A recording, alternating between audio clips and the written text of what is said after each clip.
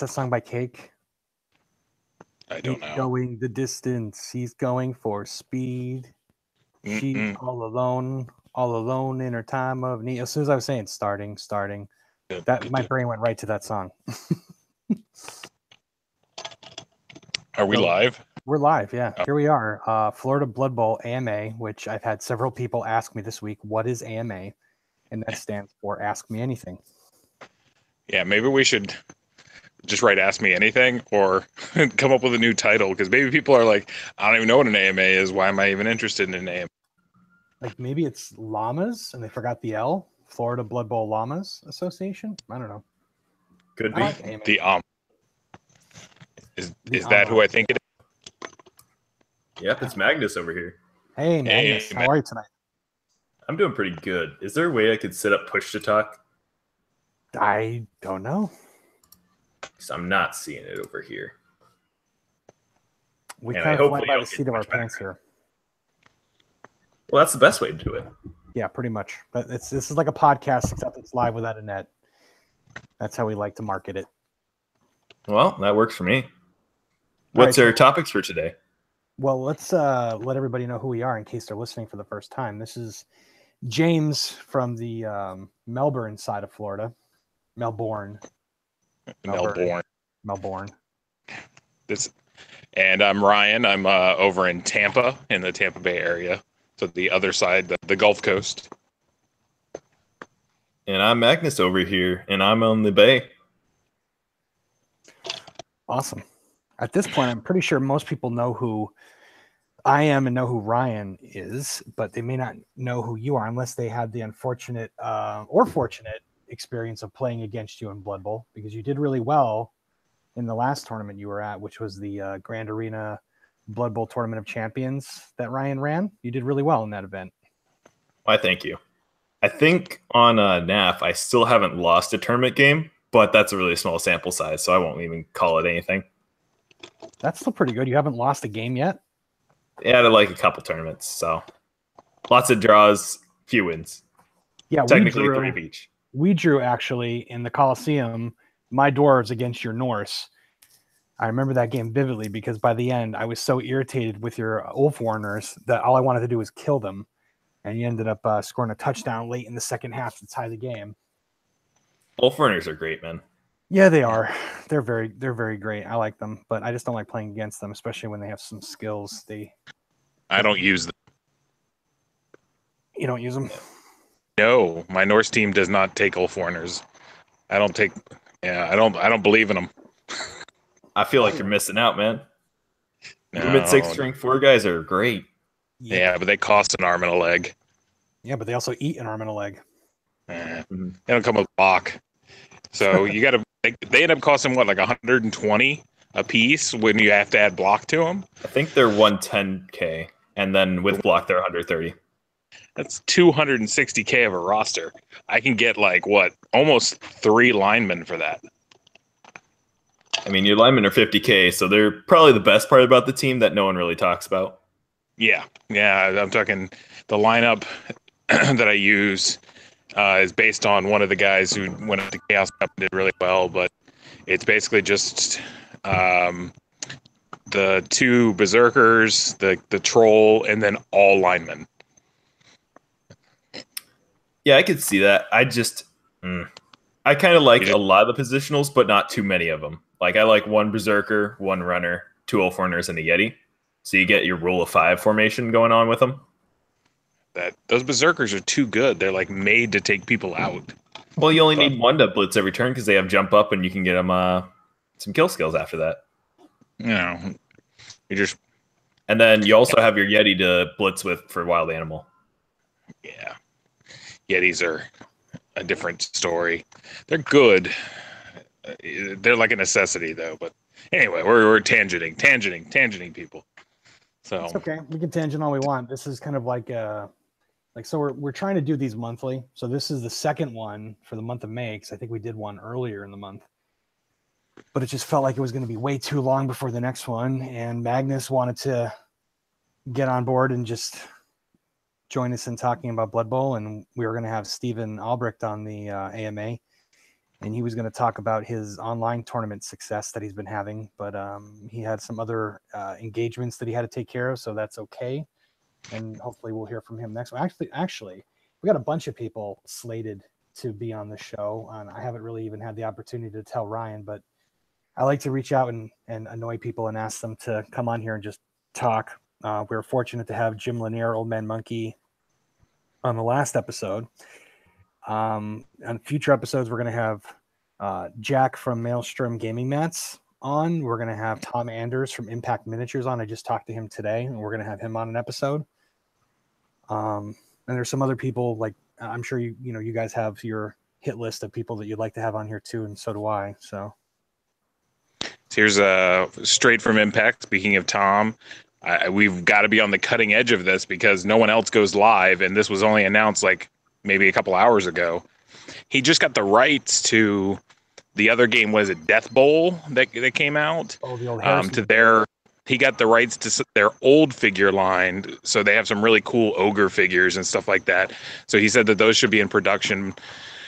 He thinks by July, and the models look really nice. They are. They're awesome. Looking at them now. Yep.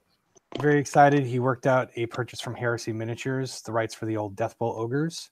They've been discontinued, but he's going to be putting them back into production. These are the 32 millimeter scale ogres, which fit on the GW and Maelstrom, all the newer line of game boards very well. But yeah, I mean, if you have an opportunity, hop over to Impact Miniatures on Facebook or impactminiatures.com and take a look. The miniatures, they're phenomenal. And so my Bones ogre team is kind of like my training wheel. So this may have to be like my big boy ogre team. Yeah, I'm pretty sure you just have to be a big boy to play ogres. I like playing Stunty. And we're going to talk about that later. Tournament that was recently announced that I put out there on Saturday, the Stunty Slam. So we're going to talk about that later. But I actually had a lot of fun playing ogres. And my first introduction to ogres was I had the fortune of playing Brian 2 from the Rocky Mountain Rampage. He happened to be in Florida when we did a hooky bowl at Coliseum of Comics, and I drew him in the first round, and it was my I think it was my high elves against his ogres, and against an inexperienced coach I probably would have stomped him, but Brian is super talented coach, and playing ogres was not an issue for him, and I think we tied 2-2, but it was a hell of a fun match. So that was like my first foray with dealing with ogres. And then after that, it was like, oh, that's cool. And then gave them a try here and there, and I really enjoyed playing. They're a lot of fun. So if you don't mind losing, if you don't mind getting stomped, if you just want to have some fun, ogres is a good team to just fool around with. It's definitely true. Though my stunty of choice will always be halflings. Oh yeah, halflings are a lot of fun. The first time I ever played halflings, we had a league and we had a coach drop, so we had an extra halfling team. And my friend Tom, who was running the league as the commissioner, was like, well, why don't we just keep the team and just have it be an open team, and any coach who has a free time, like if they want to play them in whatever week, they can coach them. So he ended up coaching them, and he won a match. And he was like, honestly, it was the most fun that I've had because I didn't care. It wasn't my team. I wasn't trying to get to the championship. I just went out there, threw some flings, and had a lot of fun. You got to do it. So the following week, I was playing against my friend Roger, and he was playing High Elves. And I was beating him at one point 3-0. And he came back and tied it up 3-3 at the end of the second half. But that first half, when I was up 2-0, it was such a good feeling to be up 2-0 with flings over High Elves. It was so good. It was so good. So to go to the stunty question, since we're talking stunty, let's just talk it in general. All right. So I'm gonna throw this topic out there and let's see what you guys have to say. Because there seems to be a surge of stunty players, and there's a lot of people who are like, oh, my go-to team is stunty, and things like that. So it was brought up recently on, I don't know, the Blood Bowl community forum. I think someone was trying to postulate ways to make an ogre team better. And the common wisdom amongst the Blood Bowl community was that you don't want to do that because there's supposed to be a challenge. There's supposed to be a team that does not win as often. We'll say on average, they should be a team. Goblins are the same, everything like that. So my question is that a good thing? And I can play devil's advocate on either side of this. But I'm just wondering what y'all think on the whole idea of should we not try to even the teams out? That would be the question, I guess, especially stunty teams. My thoughts on that could be that stunties honestly aren't meant to be equal. And that's kind of the beauty of the game, where most teams just have their ups and downs. So if you're taking away stunty BS, or adding more to it, I should say, you're kind of changing the team dynamic, what it was originally viewed as. And I just think they're kind of good where they're at. And like the major change I could see maybe would be making Snotlings armor 6. But I feel like they're fine where they're at. What do you think, Jim? I agree. I mean, these teams were play tested and the rules were play tested. And, like Magnus has said, I'm going to back him up on that and just say, those teams are exactly where they're supposed to be. I don't think they were meant to be equal. I don't really think they need improving. I mean, and just before I was talking about playing Brian too with Ogres, he effectively played against me using High Elves. And we played a game and it ended up being a 2-2 draw. I was happy to walk away from that match with a draw. So he obviously knew how to coach that team pretty well. If they had, better skills, higher armor, or were just made better, oh my God, I'd be afraid. So I think they're kind of, good, especially, goblins, look at goblins, like with all the special weapons and the additional rules that are coming out, like the DZ 1 and 2, like Think the Fixer. I mean, I think there's so much different potential that you could do with a goblin team. I don't really think they need to be, I don't think their stats need to be increased. Their skills need to be altered. I think there's just so much additional fluff with them. I don't know. So I don't play halflings enough to have an opinion. I'll play devil's advocate. I'm not saying this is where I fall on the issue, but I'm going to play a devil's advocate here. It really doesn't apply to the online world because the online Blood Bowl world is a completely different world. But one of the arguments that I will make against them not being equal is this. So say we have a new Blood Bowl player, someone who comes in and they're coming from Age of Sigmar, they're coming from 40K, or they're coming from something, and they look at all the teams and they're just looking for things that look cool. And they're like, oh man, ogres look really cool. Like I get 6 really big dudes and I get to be boom. So I get to do this with like these big teams. So, and so they pick that as their team because that's kind of, what they want to do. All right. But then all of a sudden they get to play the game and they just get curb stomped. And everyone tells them like, well, they're just not as good as everyone else. Like, that's not a really good thing for the hobby. Like, I remember I ended up playing, I got out of 40K way long ago, 3rd edition or something like that. But they brought back Shadow War Armageddon. And I was like, oh, dude, it uses the old 2nd edition rules. I totally want to play this. And I'd never even seen Tau before. I'd never seen them. Like, when I left 40K, Tau didn't exist.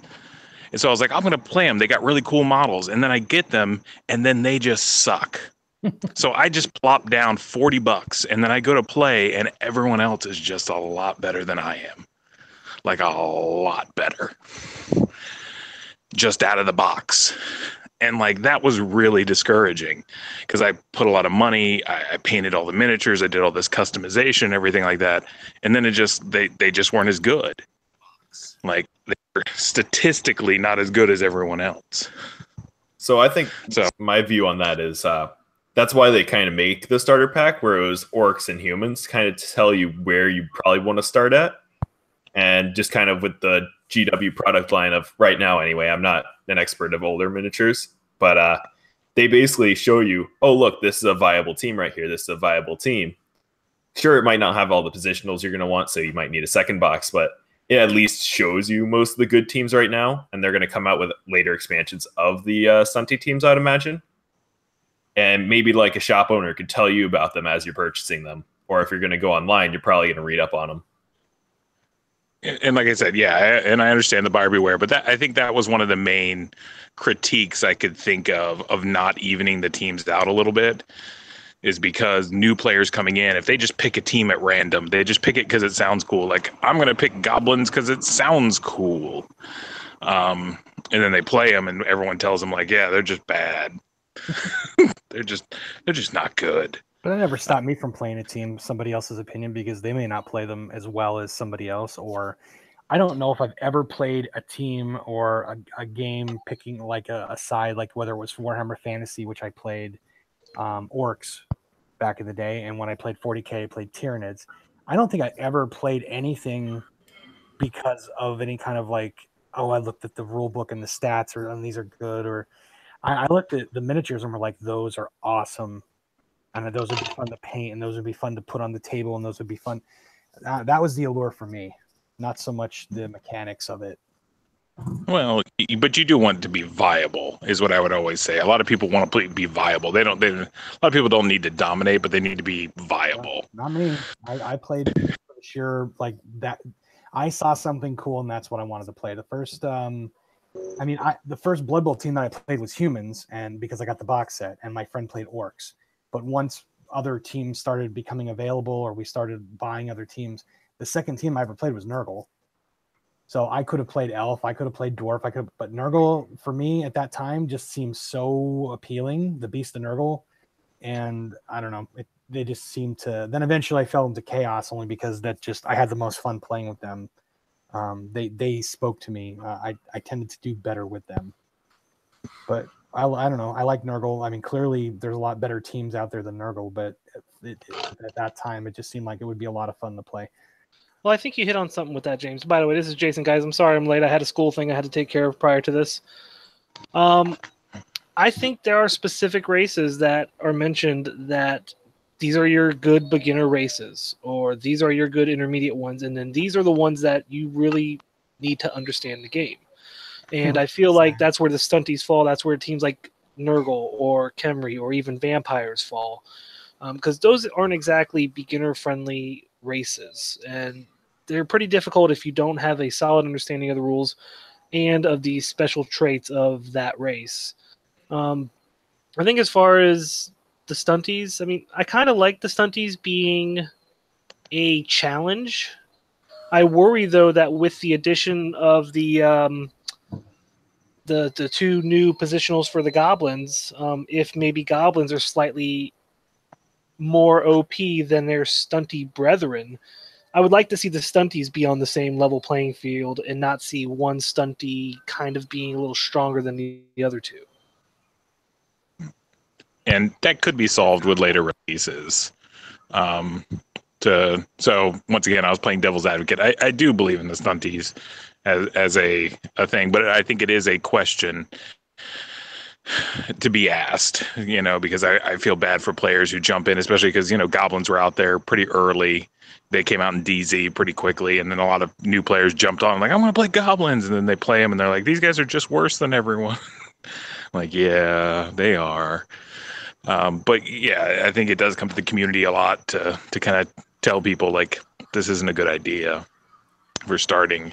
And I do like the challenge of some of the teams. Like, I've been playing Blood Bowl for a long time now, and I'm playing in my local league here, and I'm playing Khemri, and that's a lot of fun. But yeah, Khemri, they make you think about the game a lot differently than any of the other teams I've played. Like you really have to plan ahead with Khemri on what you're going to do. You can't fly by the seat of your pants, or it's going to go horribly wrong.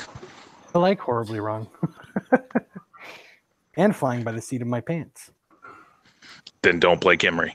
No. I played him one time in a league, and it didn't go well, so I will agree.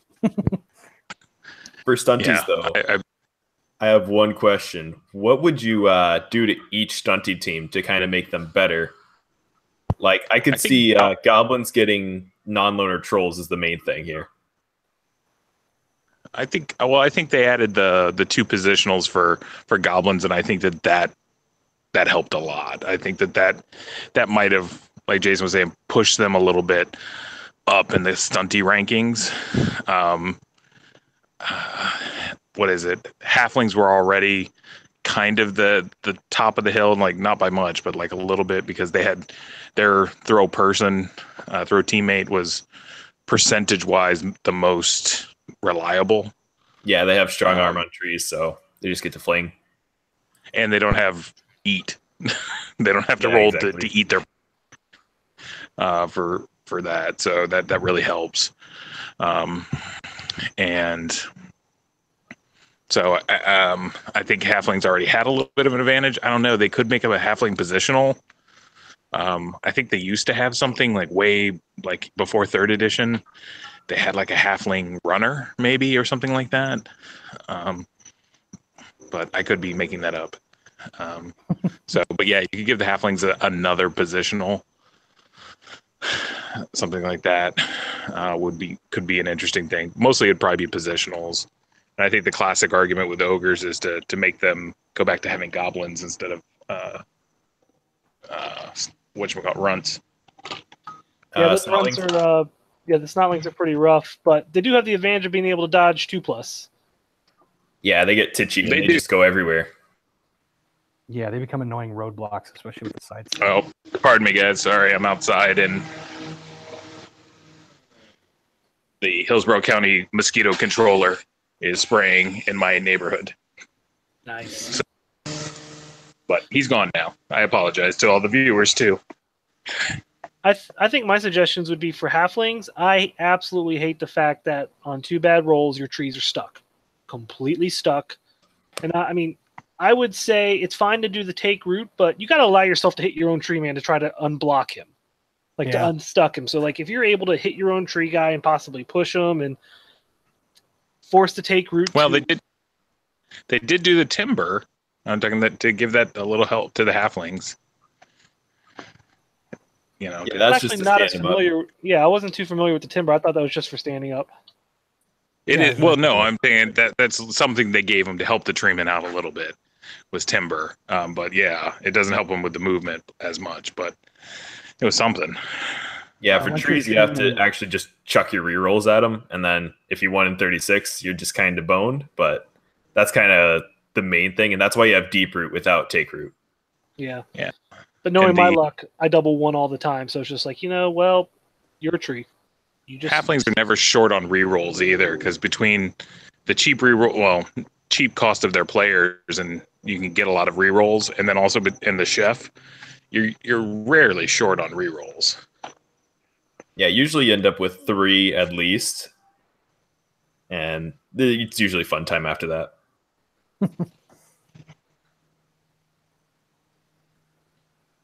But I don't know what you do with ogres to make them. I'm talking ogres are rough. Ogres are a rough team in general. Yeah. And when it comes to stunty, those are the teams that I consider stunty. And I know there are lizardmen stunty teams and underworld stunty teams, but those are kind of creations of another team.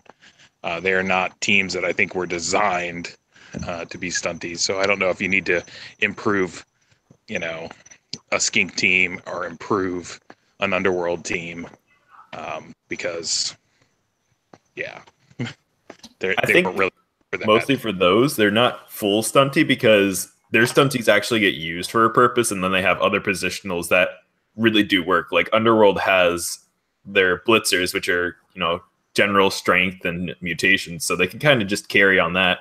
They get a nice big guy. I'm just talking about tournaments. A lot of times they allow people to play for Stunty Cup if you run pure skinks with the Crocs, and you can run Underworld as pure goblins with a troll. A lot of people will count that as a stunty team for the purposes of like tournaments and stuff. Okay, gotcha. Speaking of, Jim, I know you're doing your tournament and you're doing your Stunty Cup. Are lizards and all right, let me head in because of said noise. Are you allowing the lizards and the underworld as part of your stunt challenge? Yeah, most definitely. It gives more variety.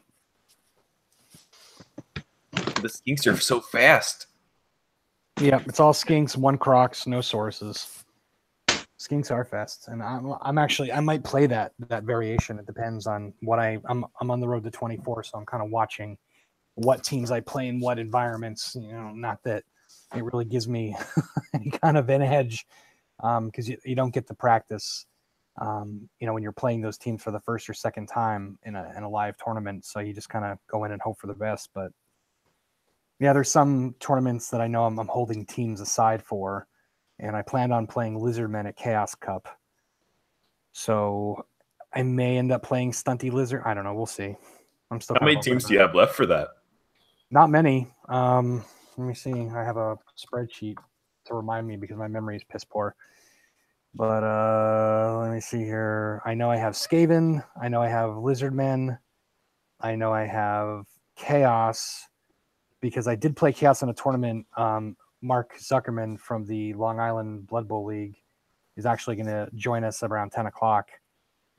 But the first tournament I ever played at was his tournament up there in Long Island. I can't think of the name of it. It's coming up, actually. He has two. He runs the Zeech's Challenge, which is what I based my sevens or Street Bowl event off of. And then he has the other one, and I can't think of the name of it, with GoFizz, his little goblin guy. Hey, I'll think of it at some point, or Mark will talk about it when he comes on here. But anyway, so I have some matches I have to make up and this is why I stress that when we have a tournament that I want to make sure that everybody's NAF signed up for the NAF, because if you're playing against somebody who's not NAF, those matches don't count. So if you're on the road to 24 and you go to play in a tournament and you play 3 matches and you play 2 against somebody who is NAF and 1 against somebody who's not, you need 3 teams in order to qualify that team to count, scratch it off your list.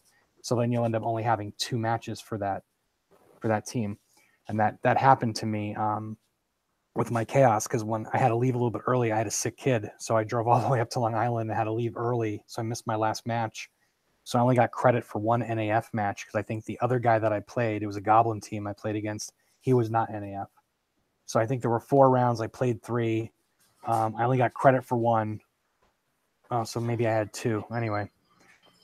And then I went to another mixed race tournament where it was 6 rounds, and 2 of the 6 rounds was with 1 team, a bash, a dash, and a flex. So I only got credit for 2 matches. So I had to make up 1 match somewhere else down the road. This 24 thing it's like, I don't know. I'm obsessed with it in a way. Like I want to get it. I want to earn it. But like other people I've seen, like Mick Winters, Mayday Mick, he's in the Virginia area. He just got his 24 patch. It took him 5 years, and he's no slouch. He was one of the refs or organizers for the Oracle Cup that went down. I know this year we had 100 coaches. So he plays in tournaments. He organizes tournaments. He's no slouch. He's in Blood Bowl a lot, and it took him 5 years to get his patch. He just was not like I am, where I'm obsessed with it. I want to get it. So once I get it, I think I'm just going to go back to playing the teams that I want to play and looking to see what teams are going to do well for me in what tournament. So it's a thing. The road to 24 is a thing. And like I said, what do I have?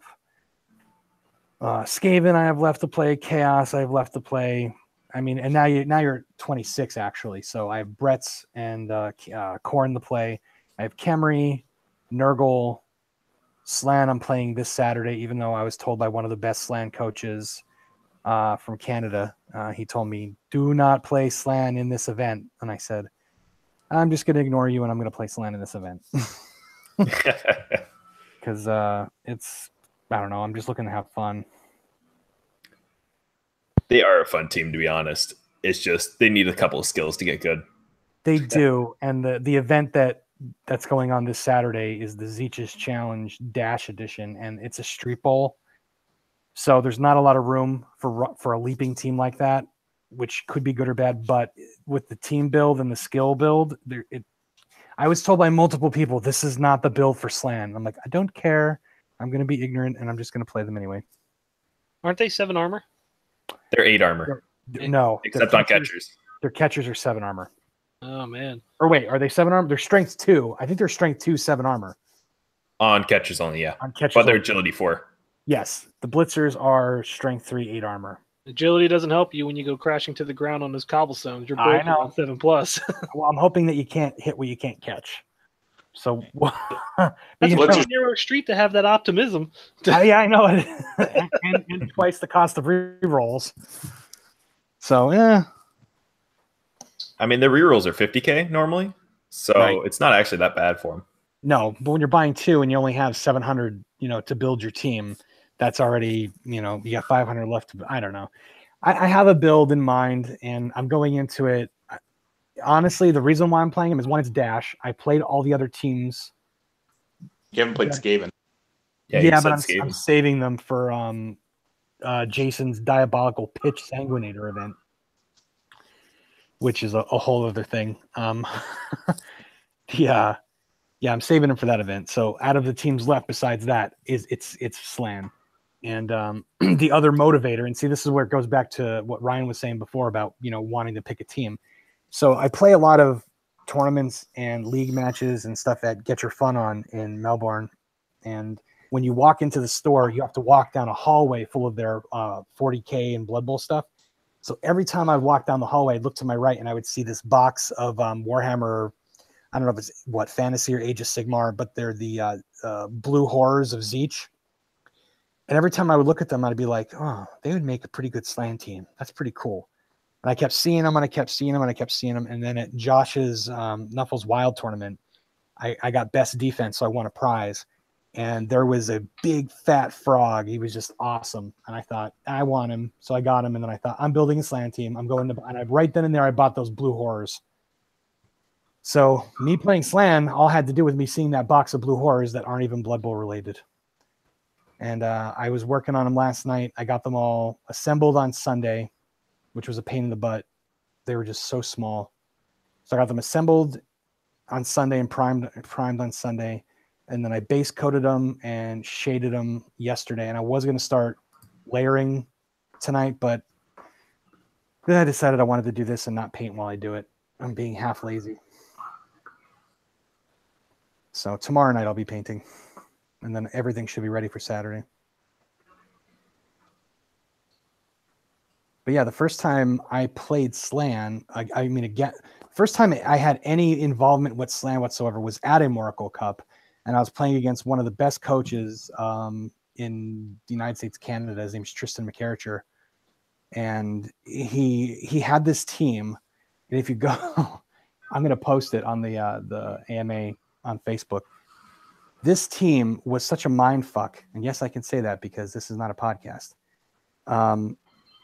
They were like art store. Like he went to an art store, like a hobby store, and bought like little spheres, put googly eyes on them, and like bendy legs.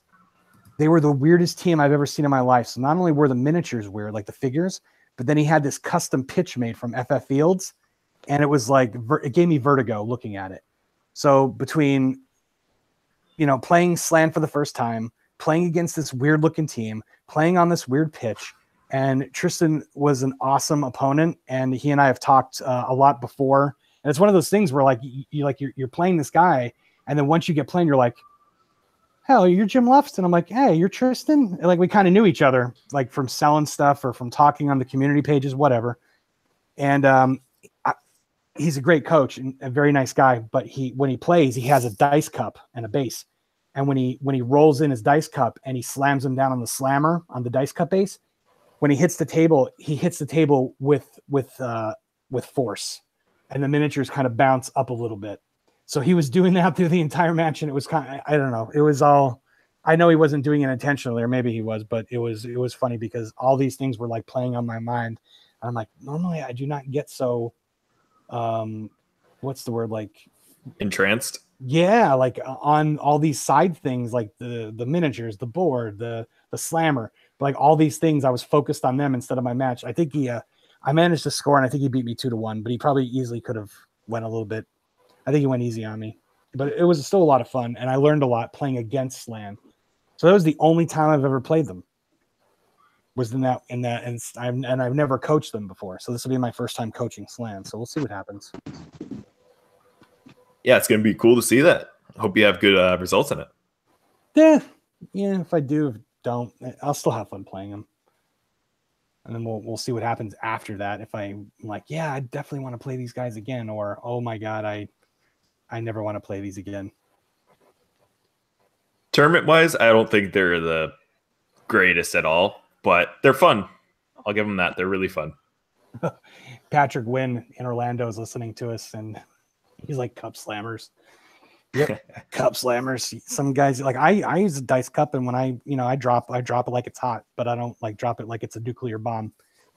But when Tristan was dropping it, man, he was like, bam! And I'm like, oh, okay, that's how it's gonna be for the next 2.5 hours. All right. I don't think I'd take that, man. I'd just be like, I think you win, bud. I think you win. You want it more than I do. It was good. I had fun. See, you should have just done it back to him, except just try to have a little embrace with it. That would be hilarious because you're in a room full of 100 coaches, and all of a sudden you hear, bam! Then about a couple minutes later, bam! Like, what the hell's going on over there? There's only one D6 in there. It's just rattling off like a maraca, and then boom! Some of the dice cups are nice though. Like mine, I got it's a plain looking brown, like homemade custom leather one. I got it from Etsy, and some dude like over in the Netherlands or somewhere like that, like handmade it. And I think I paid like with shipping $30. Now Mark Perry out in Vegas, there's a company, and someone's going to post it, and I can't think of the name of them right now, but they make custom dice cups and slammers, like with your logo on it and stuff like that. They're about they're euro probably, or British pounds. So with the conversion rate, they're over $100. But let me tell you, the quality of them is phenomenal. I'm definitely going to have to look it up and post pictures of those on there too, but they are really nice. And Mark, of course, got one for his Sin City Bowl. And it's, I have to ask him if he actually uses it. He doesn't talk about it. But I mean, sometimes people just like chucking dice with their hands. Yeah, I guess it all depends on where you're at, how much room you have on the table. Like sometimes I'll use a dice tower. Some of the opponents that I play will have a dice tower, and I'll use that. Sometimes I'll just kind of like throw it out there. But I've been bad. Like back in my league when I played in Pennsylvania, they would make fun of me all the time because when I would roll the dice, I would be that guy who somehow, some way would manage to knock over somebody's miniatures, and usually it would be my opponents, and I'd feel like a dick. So they'd be like, yeah, Jim needs a dice tower. So I ended up getting a very nice dice tower on eBay or something like that. It was like cherry wood. It was like custom made. It was really nice. And that stayed with my league in Pennsylvania when I moved, along with the game board that was custom made by Chris Steinbacher from the Harrisburg area Blood Bowl League. He made us like he does these custom boards where he buys like a felt pitch, and then he makes a wooden case, and it folds up, like the two sides fold up to a handle, and the dugouts are kind of built in. It's really nice. And the first tournament that I won was not an NAF tournament, of course. We had when Wilkes-Barre started getting big, we had our first tournament, and everybody from Virginia came up, and Allentown came up, and Harrisburg came up to our event. They kicked all of our asses and took all of our prizes. It was like very emasculating, and everyone was like sad face, and we don't want to play Blood Bowl tournaments anymore. And I'm like, no, I think you just need some practice. So we did a non-NAF tournament that was locals only to give them a little bit of experience under their belt to get ready for the next NAF tournament. So I played in that event. I played Lizardmen, and ironically, on the West Coast, Mark Perry played Lizardmen on the same day in an NAF tournament. He won the whole thing, and I won my tournament with Lizardmen. But the prize, out of all the prizes that were there, one of them was that pitch, and I ended up taking it. And then we used it at the game store, and then I would have felt bad taking it when I moved to Florida, so it ended up staying there. But yeah, to make a long story very, very short, I like using dice cups. I like using the towers. One of the cool things that I saw recently was Jamie Fisher, who runs the Four Diamonds Blood Bowl tournament in Harrisburg.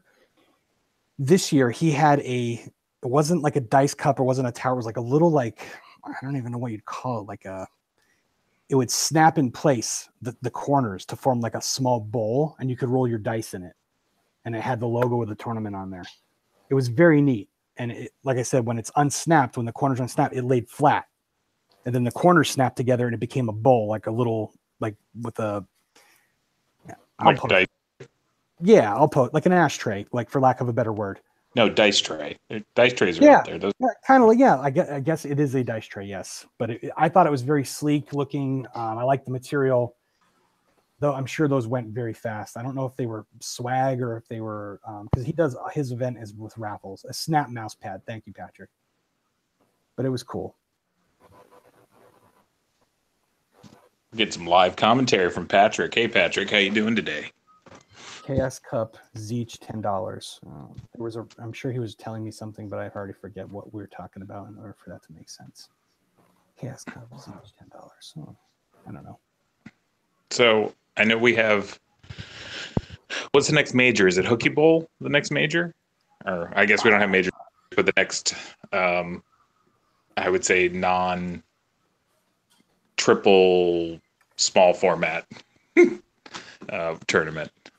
Well, hooky, I think, is still sevens. So yeah, it's Well, it's not in the series. I'm talking. People are doing like the 3 events. They're doing 3 of this and 3 of that. Not one of those. Hooky Street Bowl, actually. Yeah, Street Bowl. Okay. Street Bowl. Let me see here. So we got Zeech's Challenge, River City Sevens, Hooky Bowl. Inconceivable is the next big 11s, so full-on tournament, and that's the. Oh my God, I'm so excited for this tournament. I'm so excited for it because I'm a huge fan of the Princess Bride. Not that anybody here probably isn't, but the combination of Princess Bride and a Blood Bowl tournament is just awesome. So yeah, that is on June 23rd in Jacksonville, and it's being run by Joe Cohen. And this, I don't know, I think it's going to be a lot of fun. And I'm playing goblins. I can't wait. Now, is there going to be like a special extra to Inconceivable, or is it just going to be kind of like a normal Blood Bowl game with the thematics of Princess Bride? It's 11s. It's got the theme, definitely, like if you've seen any of the artwork. But yeah, Joe has some custom rules, some specials that it's on the Facebook page if you go out and find it, and it's easy to get to. each round's played in a special stadium, it looks like, as well. Yep, special play cards. Yeah, he's got some customizations for sure, and it did get NAF approved. So, you know, the more customizations you have for a tournament, it's a little bit trickier to get it approved. But, you know, if you're willing to be flexible and work with Phil, the NAF tournament organizer approver, then you shouldn't have any problems. Yeah, Phil's been very good. If you ever had to communicate with him about a tournament, I had the first tournament, the first River City Sevens that I was going to run. I wanted to eliminate both leader and pro as an option because normally it's like using a skill as a reroll. And he mentioned, hey, I'm okay with leader being gone, but you got to put pro back in there. Okay, cool. Yeah, no worries. I'll do that. If you're flexible with him and you're okay with him, he's pretty easy to work with. Yeah, somebody I know back in Pennsylvania wanted to run their tournament a certain way, and they ended up having it not be NAF sanctioned. And then 2 weeks, people were like losing their minds because they really wanted to attend the event. And then he ended up working it out with Phil, and then they NAF approved it. So I don't think they ask a lot. I think they just try to make it. I've never had a problem getting any of mine approved. They just kind of want to know, you know, everything up front. So if you're like, yep, tournament info to come later, they won't approve it until the info actually comes later. So for anyone out there listening who wants to do a tournament, you know, make sure you have your tournament rules kind of configured. And then, you know, I'm always available. I do the regional tournament organization for the NAF for this area. So if you want to bounce anything off of me before you take it to the NAF, that's cool. If you want to go straight to the NAF, post your tournament on the NAF page, and then Phil usually gets to it in a day or two. He's pretty fast. And then he will get back to you via email with some, you know, questions, some ideas. But he's very fair and very good. He kind of lets you stick with, you know, what you want to do. So how does one get about to running a tournament? Is it just I want to do this, let me ask the owner about it at this store or something? Or how do you start it? Well, there's a couple different things. I mean, first and foremost, I think if you want to run a tournament, you got to have a venue. So once you come up with an idea and you come up with some rules and you have like that end of it done, then the next thing I feel like is like, all right, where are we going to do it at? I think Florida, for the most part, we're pretty lucky because, you know, I have my local game store here, but I like to run tournaments outside of the game store. So for a couple different reasons, but I like to play in different places, get to know the owners of those stores and get to know the people who play there in the hopes of growing the community. That's one of the things that I look forward to doing. But once you find your place, then I would get it NAF approved, or even along while you're doing that. You know, you definitely want to reach out to like Ryan or I or anybody who's involved with the Florida Blood Bowl group here, only because we have events now like every month for sure. Some more than one a month, and we definitely it's an NAF thing too. But also, you know, as far as we go for like Voodoo tournament, and we'll get into that because you may not be familiar with that.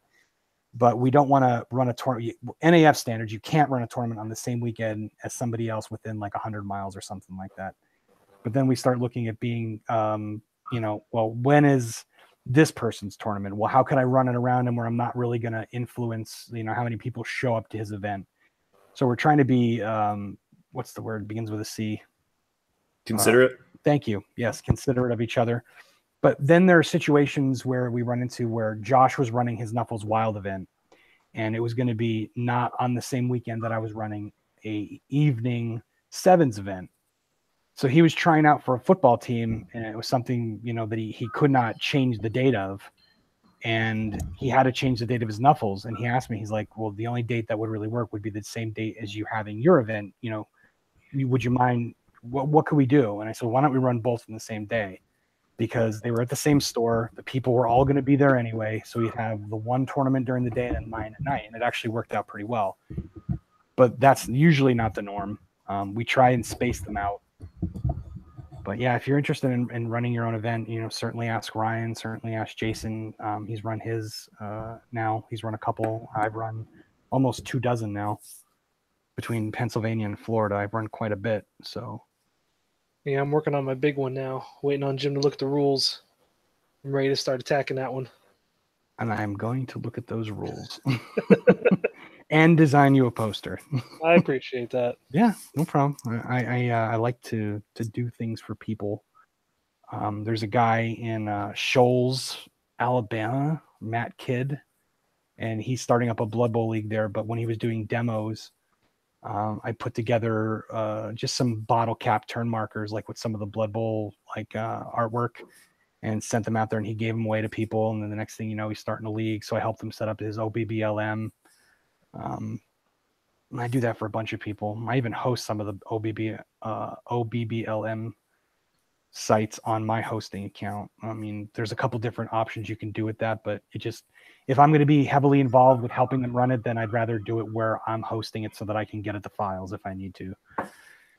But for those of you who don't know what OBBLM is, it's a league manager. Actually, you might even refer to it as being heard of as the NAFLM for the NAF league manager.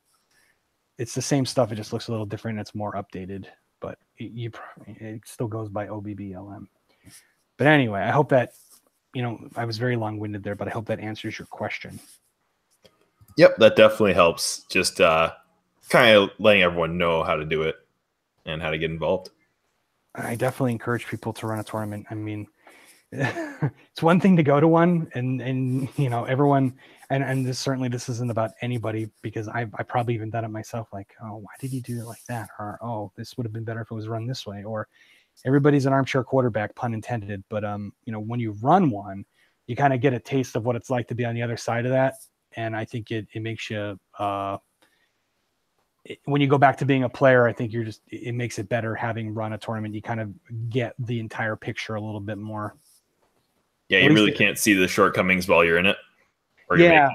I mean, I felt that way. Like after, you know, I actually ran a tournament first before I ever played in one.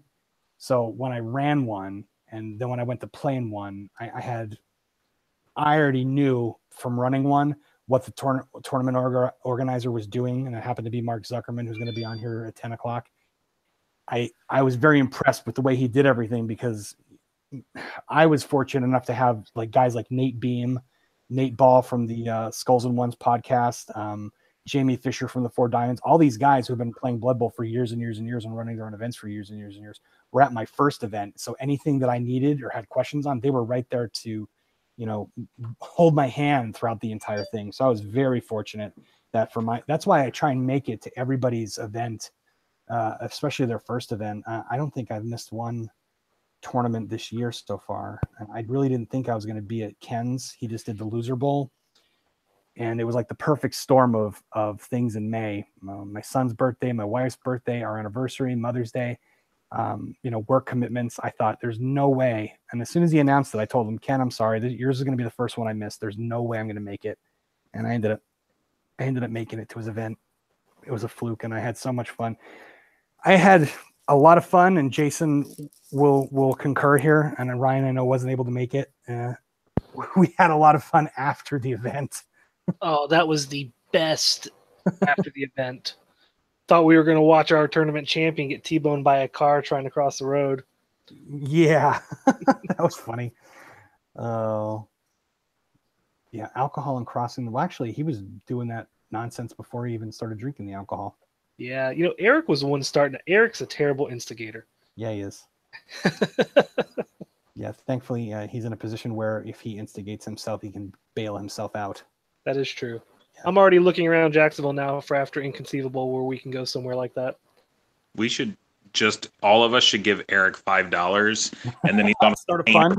Us. That's a good idea.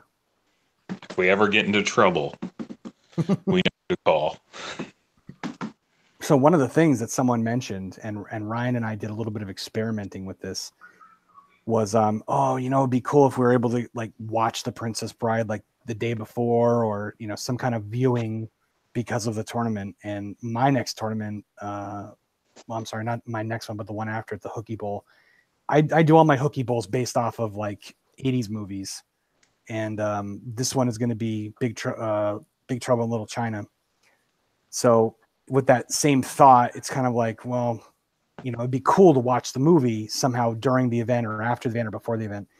So I found there's a few of them out there, but I found a website that will allow you to kind of like do what we're doing, where we're all on this live chat, but we could watch a movie through it.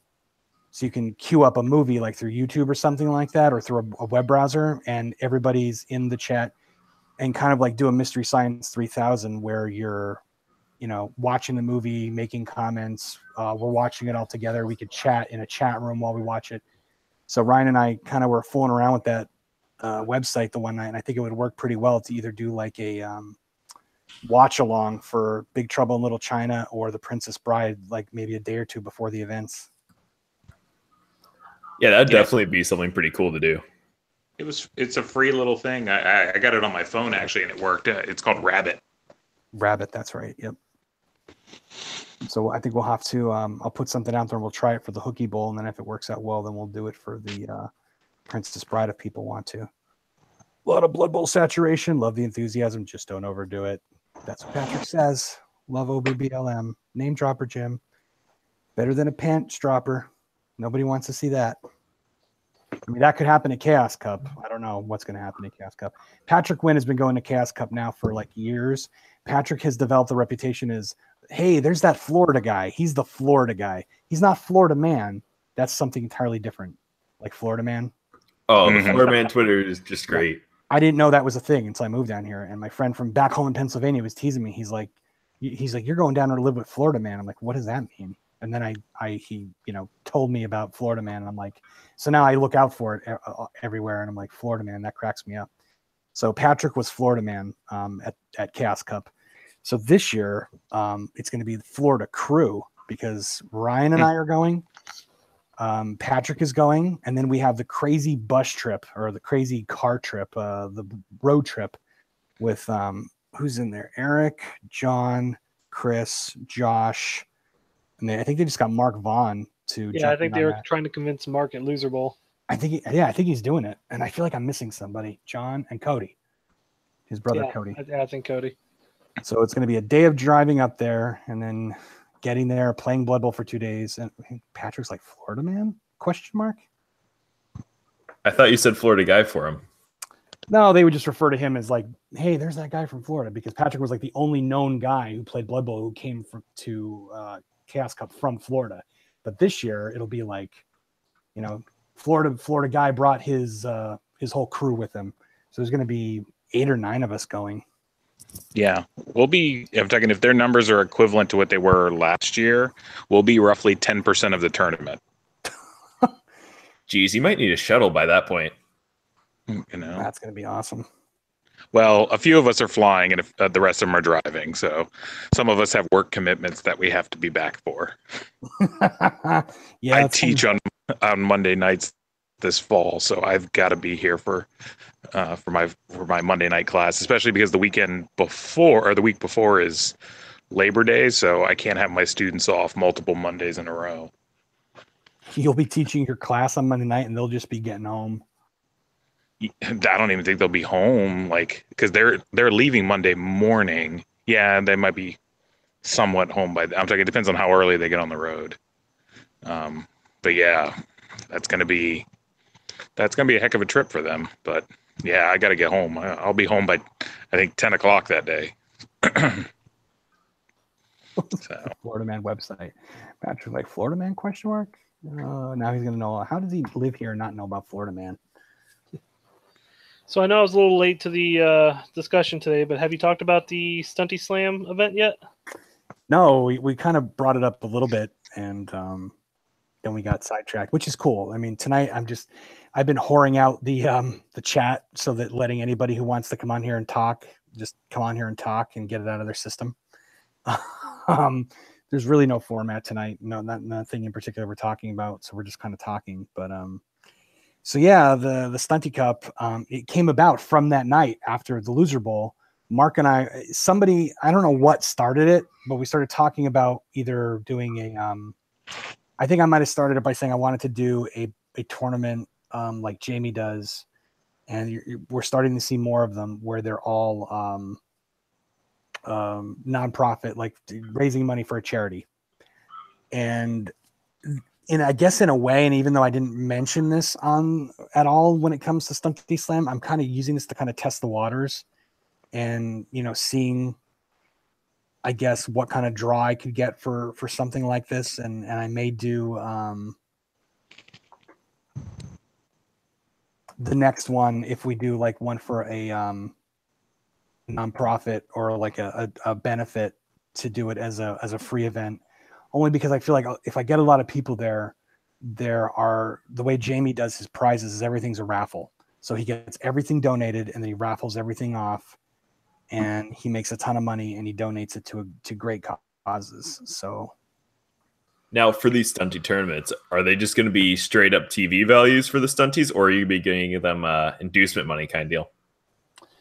I've had a lot of people come at me and be like, so in order for it to be an NAF event, which I always want to do, I have to allow all the teams to play.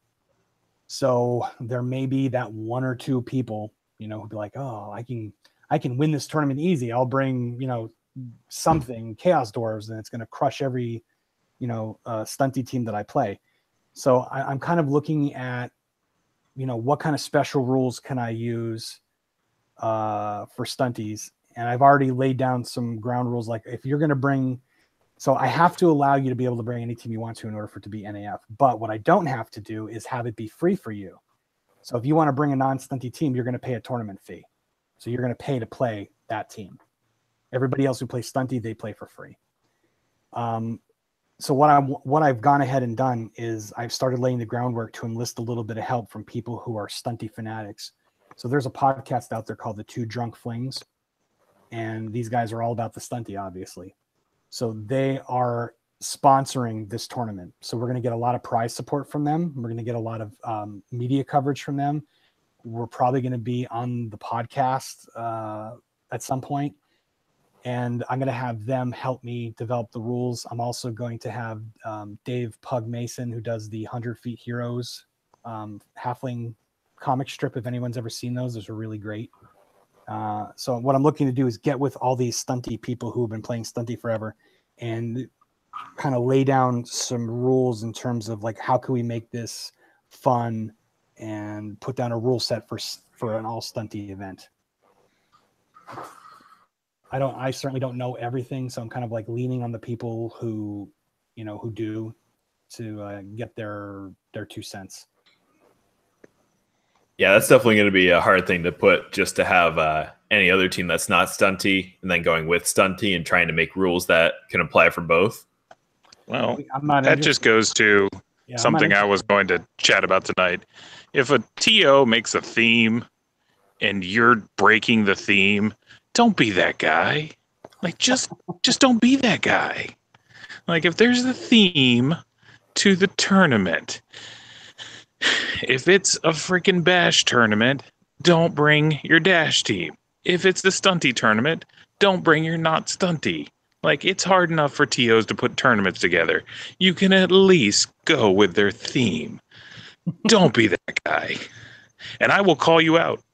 If you are that guy and I'm at the tournament, I will call you out to your face a lot. And I will rag on you and make fun of you for basically being a cheater. You're not cheating, but you're a cheater. There at the Zeech's Challenge, which is this Saturday night, I already know that there are 2 coaches who are playing non-dash teams that aren't in the dash choices, and they have their reasons for doing it. I don't care. I mean, there's no good reason for doing it. The rules, and once I realized that they were doing this, I had to clarify and be like, you don't have the ability to win this tournament as far as getting a prize or a trophy. If you do win the tournament, then yeah, as far as the NAF goes, like when I report the results, it'll show that you came in first place and you'll get that win under your belt for NAF. But like you said, the theme is to see on an even playing field, who is the best dash coach. So out of all these dash teams, who's the coach on an even playing field against other dash teams? Who's the best dash coach? So if you're outside of that, then you're not going to qualify for winning that trophy.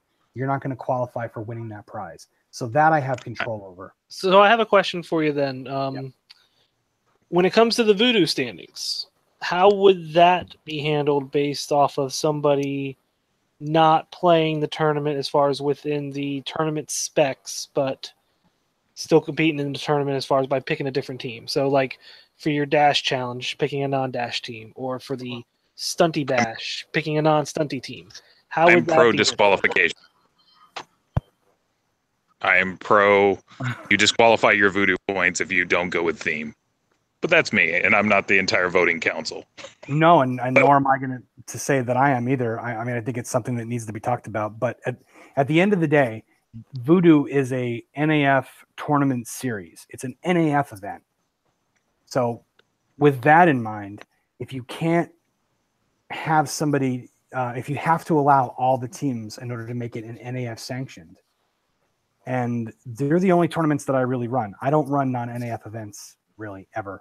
I did that once or twice back home. Like every summer we had that for locals only. I haven't done that in forever, and I probably don't see a reason for doing it again. I think everybody down here that I've met who plays Blood Bowl is, well equipped enough to go play in a tournament.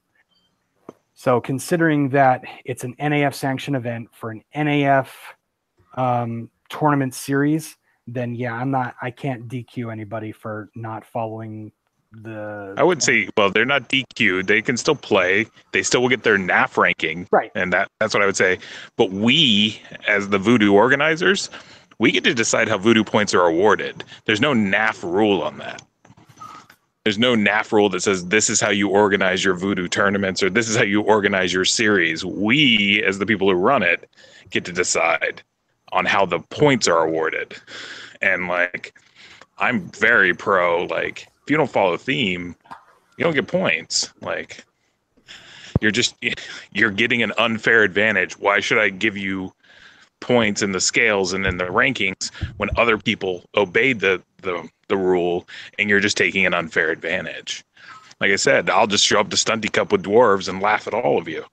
I just wanted to bring this up only because I know I don't feel like we're at that point yet with the standings, but I think as we get through the year, if the race gets tighter, it might come down to, is a player going to continue to go with like tournament format, or Is a player going to say, screw it, I want the points, I want the series?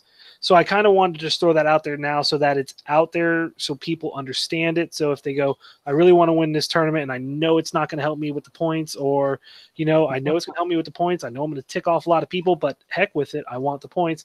I just wanted it to be transparent as far as whatever that decision is. I didn't want it to be a surprise for someone to come back and be like, oh, this is crap. I didn't know that this was the rule. I didn't know it was going to be played this way. And, I just want to kind of avoid a possible confrontation with this later. Yes, and that's the best way to do it. Being transparent about the whole thing is probably going to keep it on the up and up. However, when you put it like that, like someone sitting there looking at it like, you know what? Fuck the theme. Fuck everybody else. I want the points. I want to win this bitch. It's all mine. And they're going to bring in Chaos Dwarves and screw over all the stunty teams. When you look at it, when you put it like that, I'm sitting here thinking about it. I'm like, that really does. I mean, it's more so, it goes against what I'm trying to do, and yeah, I don't necessarily care for that. But who might have an opinion on that? I think Mark Zuckerman might have an opinion. If only he was here right now. If only. Is that Mark Zuckerman? It is. Nice. So let me introduce Mark here. Mark is a hell of a nice guy. Before we even start talking about Blood Bowl, hell of a nice guy, a great friend. He was the first Blood Bowl tournament that I played in. Empire Cup. See, I couldn't think of it before, but I thought of it now, which is coming up very shortly. Empire Cup, and June 9th. June 9th. And I wish I was able to make the Zeech's challenge and I fly up there from Florida to play in your tournament. I wish I was able to do this one, but we just have so much going on down here in Florida.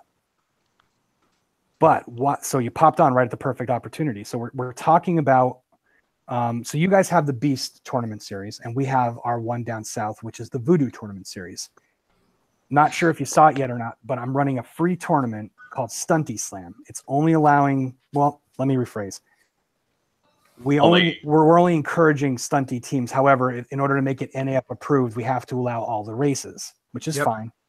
So for our Voodoo tournament series and the points tracking, we're talking about, and this is where I want you to weigh in, we're talking about, should we, if someone bucks the system and bucks the format and says, all right, I'm going to bring, because I want the tournament series points, I'm going to bring a Chaos Dwarf team to this all stunty event and cause havoc, wreck everyone, and win the tournament and win all those points.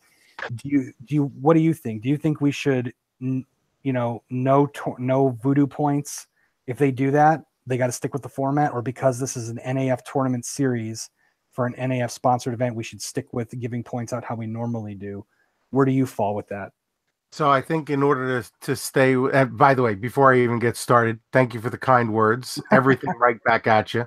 Thank you. Jim is also one of the nicest guys I know, and the fact that you're always preaching the word of Blood Bowl just endears you to my heart. So in order to stay NAF sanctioned as a series, I don't believe you're going to be able to do that. However, there are other ways of doing it. There is nothing that says you can't shame someone with a shame award for taking advantage of the stunties. So you could give out some, I don't know, petrified poop award or something like that.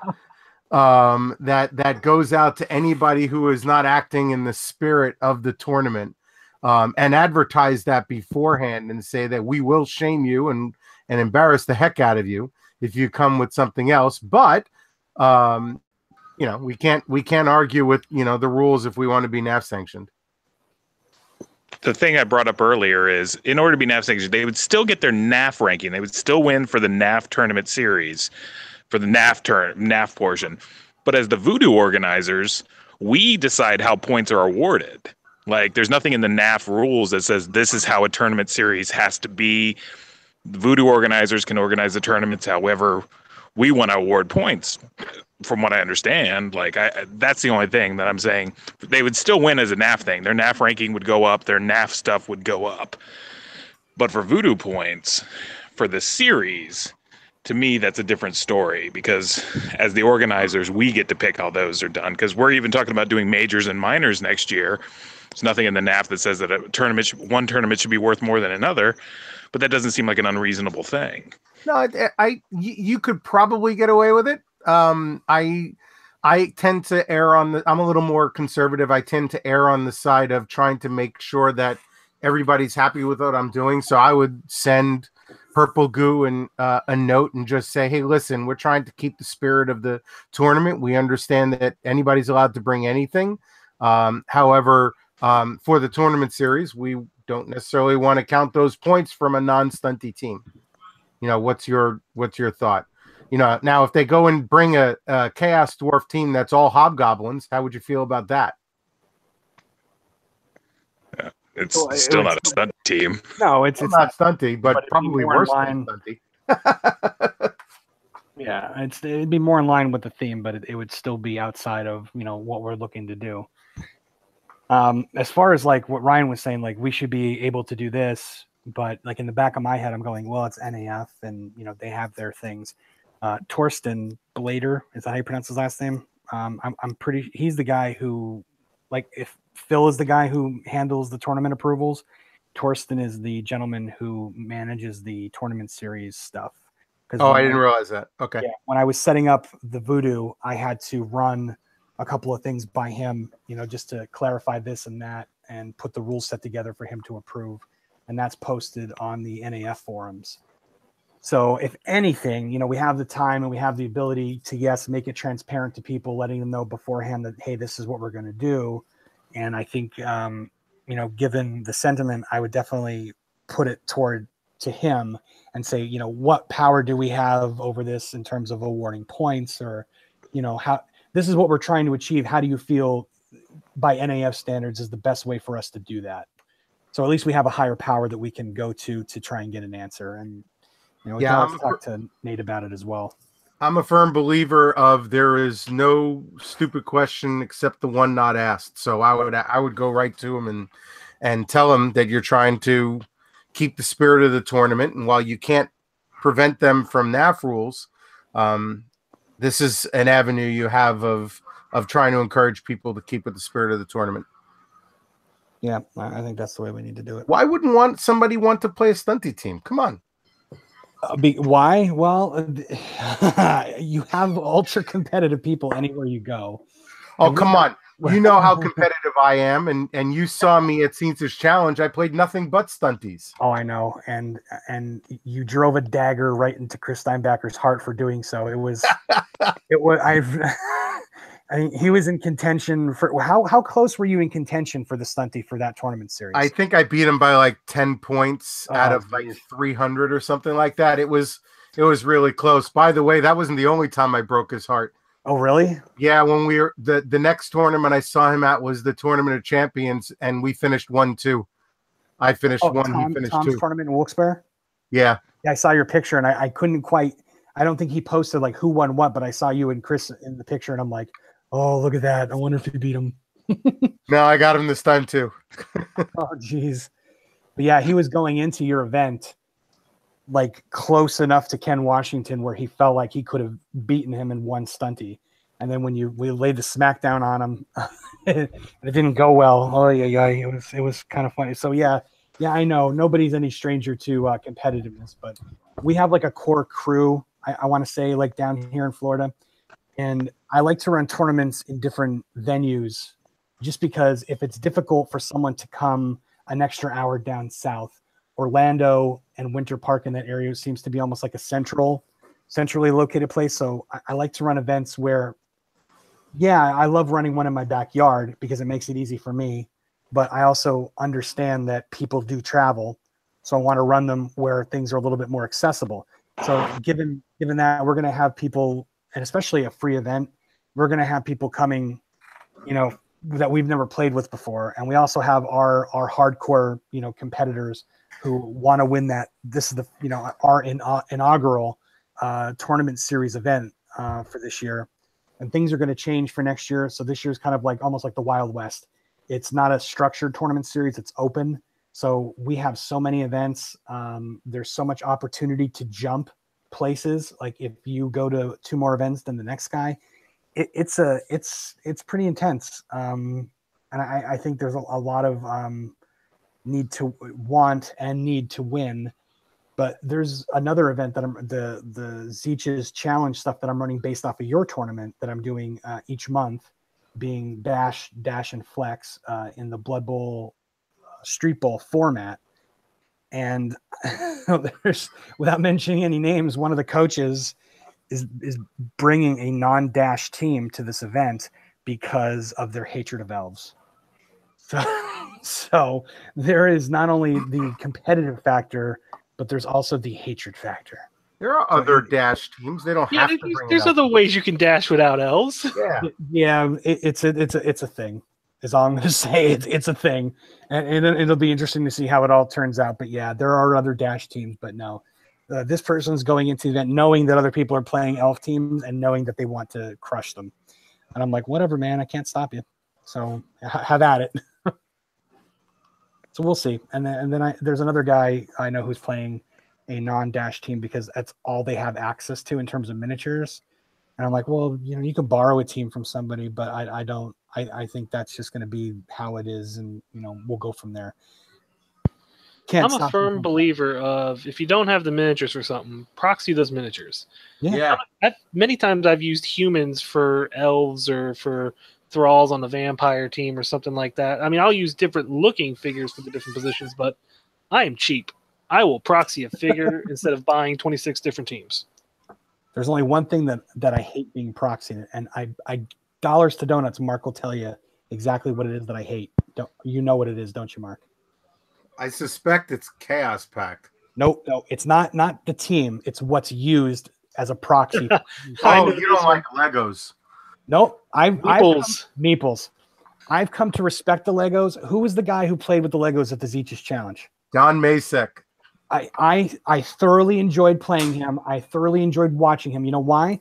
Because he had those Legos down to a science with the skills, with the bases, with the way they bend. And he had it so that I had to acknowledge it. I mean, it's utter respect. But when I first played at Empire Cup and the dude laid down the meeples and I just about shit myself. And I'm like, yeah, no, I can't wrap my head around it. I can't. I hate, and there's a jar of meeples on the counter at Get Your Fun On. And every time I go to check out, I turn my head and I look and I'm like, God damn meeples. I don't know if I'll ever, it's like I have like shell shock from it, PTSD from the meeples. My tournament had meeples on the bottle caps. Did they? Yeah. I don't think Grand Arena's symbol is like meeples. I think I just told myself they were stars and let it go. You know what I think would be a great team now? I want to have 2 large gym figures as treemen, and then halflings that are nothing but meeples, so that my gym figures can just throw those meeples around the field. Oh, that's awful. Don't do that. Well, you do give me a good idea for a chaos team where we could have, actual members of the Blood Bowl community. We could create miniatures. I'm sure Mark Perry could get on this. Do you know something I don't? Or do you know something I do? No, but okay. I think we should organize that. That would be fun. All I can tell you is this. Whenever it comes to Blood Bowl, Mark Perry is 5 steps ahead of everybody. That's all I can say. So that is a great idea, but just bear in mind, in my opinion, Mark Perry is 5 steps ahead of everybody. So I'll leave it at that. But so let's see, what else can we talk about? I know there's so many. A stunty slam. So yeah, I wanted to do an all stunty event, and I wanted to make it free. And giving something good like that to the community, it came back to me where the Two Drunk Flings podcast saw it, and I've been talking to Liam and Alan, great guys, and they want to sponsor the event. So they're going to give us some prize support. They're going to promote it. We're going to be on the podcast. We're going to talk about it. I think we're going to be getting Ken Washington is going to be down in Florida, and he's going to be coming to play. And that's great. Yeah. If you don't know who Ken is, I mean, Ken's been playing Blood Bowl for a long time. Got his 24, got his stunty patch that we started doing. Ken's a veteran coach, and he's a hell of a nice guy, a lot of fun to play with. And he's going to be down here in Florida with a family vacation. And he's like, I think I can make that work. So I feel like he's going to be there. So I think we're going to get a good turnout. I think we're going to get I think we're going to hit 20 plus. That's what I think. So we will see. But I'm looking forward to playing. I will get my red stunty patch, and it's a thing that Mark Perry and I started. So we're rewarding those coaches out there who have gotten their stunty cup wins with the 3 teams, the goblins, ogres, and the halflings, with a red stunty patch. And this thing's gorgeous. And for those who just want to support stunty, we did a blue patch, so this way they can have the same patch but in a different color, just to support their love of all things stunty. So in Jacksonville, for the Inconceivable, which I'm already excited about because it's Princess Bride and Blood Bowl, I'm playing goblins, and if I manage to win, which it's looking more and more unlikely that I'm going to have a chance of winning this, because I think Josh is coming and he plays stunty when he comes. Mark Vaughn is going to be coming, and he's a stunty freaking. He's amazing with stunty teams. These goblins are devastating. And then there's going to be a bunch of other coaches who play stunty. So I think it's going to be a stunty shootout. So we'll see what happens. But if I win that tournament, if I win the stunty, then I get my red patch, which is what I'm looking for. So we'll see. Sounds like a good time. It's going to be a very good time. Patrick says, "Ooh, Ken Washington, give him the trophy now. No need to play." Oh, wow. That's some compliment right there. Ken is pretty good. He's a very good coach, but even the best coaches could be beaten. I want to say it was Ken at Marky. Maybe you were there last year's 4 Diamonds Cup. One of the guys from Wilkes-Barre who never went to a tournament before went down there and played, and he won the whole thing. And I want to say he beat Ken either in the 3rd round or he beat Ken by points.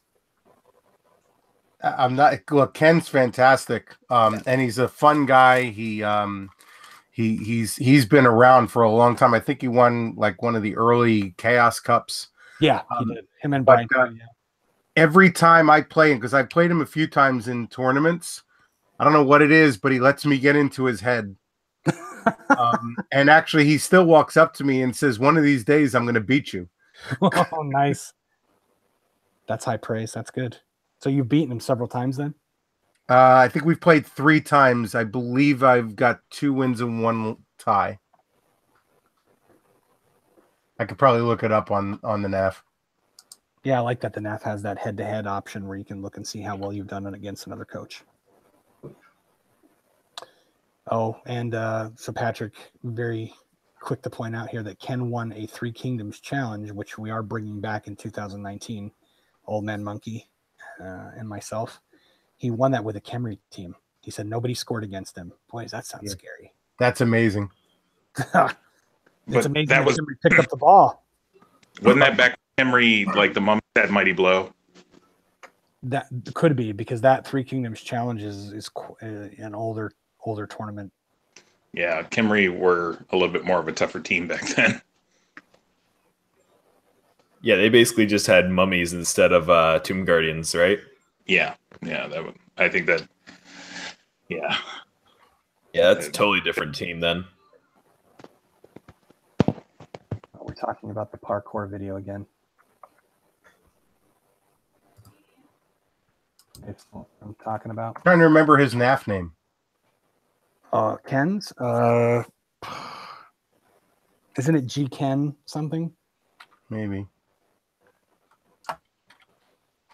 So at our next tournament, Jim, are you going to be doing the back flips or the front flips? I was just watching that earlier. Yeah, Nate Ball, he's a pisser. When I saw that, I was just like, it does look like me. I'm going to be doing all the flips. Okay. Actually, I'll save that for Inconceivable. If my goblins win Inconceivable, my goblins of Gilder, if they win, then I will do some parkour tricks for you guys. All right, so that means the after party of Inconceivable will be at the hospital.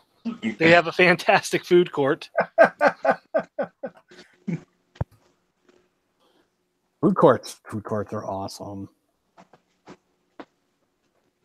Well, there's stuff all over the place here. There's people commenting on Facebook. There's people commenting on YouTube. There's people. Yes, the chatter is strong. Give us some of the comments so we can comment back. Well, Patrick's been dropping stuff either way. Then they're teasing me about the parkour stuff. So I will not mention that.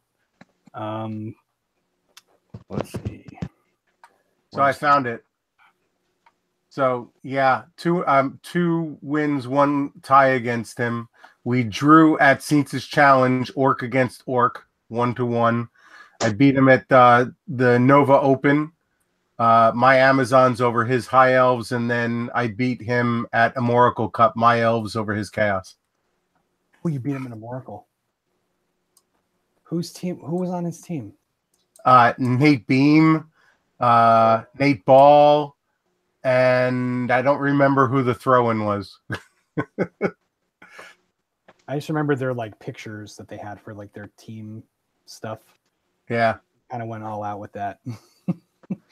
We tried to do shirts and they didn't even come out too well. At least I did the posters though at the last minute. We were there at Office Max getting them printed so that we can have something to hand out. I wanted to do Dice Cup bases, but that turned out to be a disaster.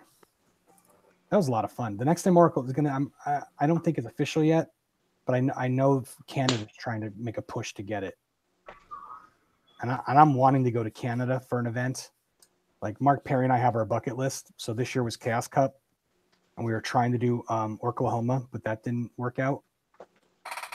But next year is definitely a Canadian event like Spike Cup or Jack from Maelstrom. He's been doing a lot of stuff for me in the events that I do. And his Powtown event is one that I'm probably looking to go to. I want to go to at least one Canadian event. Like when they came to Moracle, I had so much fun playing. I played against Tristan. I played against Dan Chaput. And they were awesome. They had so much fun. And I've heard, did anyone hear their podcast where they were talking about coming down to the hijinks that they got into, like in the after hours of the stuff at their hotel room? It sounded like they had a pretty good time coming down. No, I missed that one. Which podcast was that on? Oh, Mark Perry told me about it because he's like, hey, dude, you know you're on a pod. Somebody mentioned you on a podcast? I'm like, no. And Tristan was talking about playing me. He's like, oh, I played the Jim Luft. And I'm like, I'm a the Jim Luft. I had no idea. I'm like, I played the Tristan McArcher and the Dan Chaput. But yeah, they were. So I went and I listened to it, and it was their recap of a Moracle. I will look that podcast up while everyone talks about something else. But it was a funny. I used to listen to Grant on. That was it. Grant yeah, that's it. Yeah, but I don't remember. That's awesome. I don't remember that conversation. That's great. Well, I want to say it was one of the last podcasts that they did. Yeah, they haven't done one in a while. I had a podcast all planned, and then work got in the way. Tom Schultz and I in Wilkes-Barre, before I moved down here, we tried to do a podcast like 3 times, like in the deli next door to the game store. Yep. And like Tom and I have done stuff before, like the Lord Borak Valentine special and some commercials and things like that. And it always worked out great. Little things like that. But when we tried to do the podcast, it just didn't feel right. It just sucked. I didn't like listening to it. I sent it to some people like Johnny P from the Zlurpcast to get some feedback. And he was, brutally honest with me. And he's like, yeah, it's good. But here's some things, don't do this. And we tried it again. And I just couldn't, it didn't come about. And then this thing, like what we're doing right now with the AMA, I started talking to the NAF about doing a Ask Me Anything. And I thought, well, I've never done one before. And then Ryan and I started talking about doing something, I don't know, something like this. And this just happened. And now here we are on the 4th one. And it feels natural to me to do this. And it doesn't feel like I'm not trying to do anything. It's just easy to do. We don't have anybody producing it because it's live. We don't have to worry about anything. I don't know. I don't think it's lazy. I think it's just very easy. And I like the format. I like everything about it. And this works for me. I think we're the live Blood Bowl, I don't know, event. I don't think anything else is live. No. I don't know. They've done live. I want to say at Chaos Cup the one year, or at one of the events, they did all the podcast people were there and they all did a live thing. So you had like, well, that still got produced though. They just recorded it live, or for a live studio audience. I see. Yeah. So I'm allowed to ask you anything? Yeah, you can ask anybody anything. We can talk about anything we want to. All right. So I got a question. One of the challenges we have is we have some people in our league who every once in a while they kind of disappear for a little bit. It's not that they don't want to play. It's just life gets in the way, and it's a little difficult to organize getting to a game store, to someone's house, or anything like that. So one of the ideas that was floated out there was, how could we play remotely and still keep the integrity of the game? So I floated ideas out there of, I don't know, could we do it over Skype? Could we do it, could we take our rosters and put them into Blood Bowl 2 or into Fumble or something like that? I think the AI in Fumble is far more forgiving than the AI in Blood Bowl 2. I'm not aware of how you could make custom, rosters in Blood Bowl 2. Is there a way you could do that where you can actually build a maybe 1.2 roster with the skills and all that and actually play it? Yes, there is. For Blood Bowl 2, they have a Legendary Edition, which it's kind of paywalled behind, which is a bit sad, but it'll get you all the teams there, and then it gives you a custom team roster builder, or where you can just add on skills, injuries, and that sort of thing.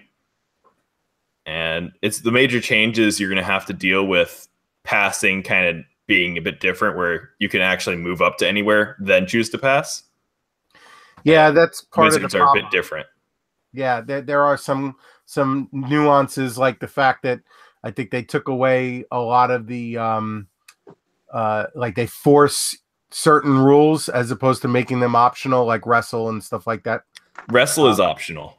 Block is not optional. Dodge can be optional. Tackle can be optional. Fend can be optional. And there's a list of them. And that's a little bit different. I think Juggernaut's one of the weirdest ones in the game, though, where it's kind of labeled weirdly, so it's easily confused. Yeah, we also have the Death Zone books in there, so if you wanted to bring something that's from those Death Zones, like, you happen to have an Orc lineman on your Chaos Pack team, well, that's going to be a problem. He misses a game. Yeah, it's just, you kind of have to compromise if you can't do it. And I'm kind of a bit more into the online scene because I have transportation issues around. So that's kind of where I get my Blood Bowl action at. Has anybody ever tried playing over Skype? Not yet. Oh, also there's Tabletop Simulator you can try it over, in which you can just download the team files and then load up a table, get the board, and then you can play it over that and use your rules. That's interesting. That could be a thing. So that's probably the best one for kind of being flexible with it. Because that one's just one flat fee. You put your teams on, and then you go. Could you post that information on the AMA on Facebook?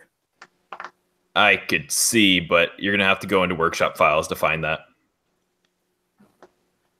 So I'll try to get that while you're talking about other stuff. What is Fumble up to date? I believe Fumble's pretty much up to date and heavily modifiable. I haven't tried it personally, though. I've just heard a lot of good stuff about it besides the visuals. I know from what I know, it's a lot bigger in Europe. Like, I don't know a lot of people in America that play it. Well, the guy who's won our league the last 2 seasons has been a big Fumble advocate. Yeah, So, Mark Perry plays. There's a lot of people who play in the U.S. We just don't have the events that they do. But yeah, I don't know. I would think Fumble might be the easiest option. And it's free. And it's free, yes.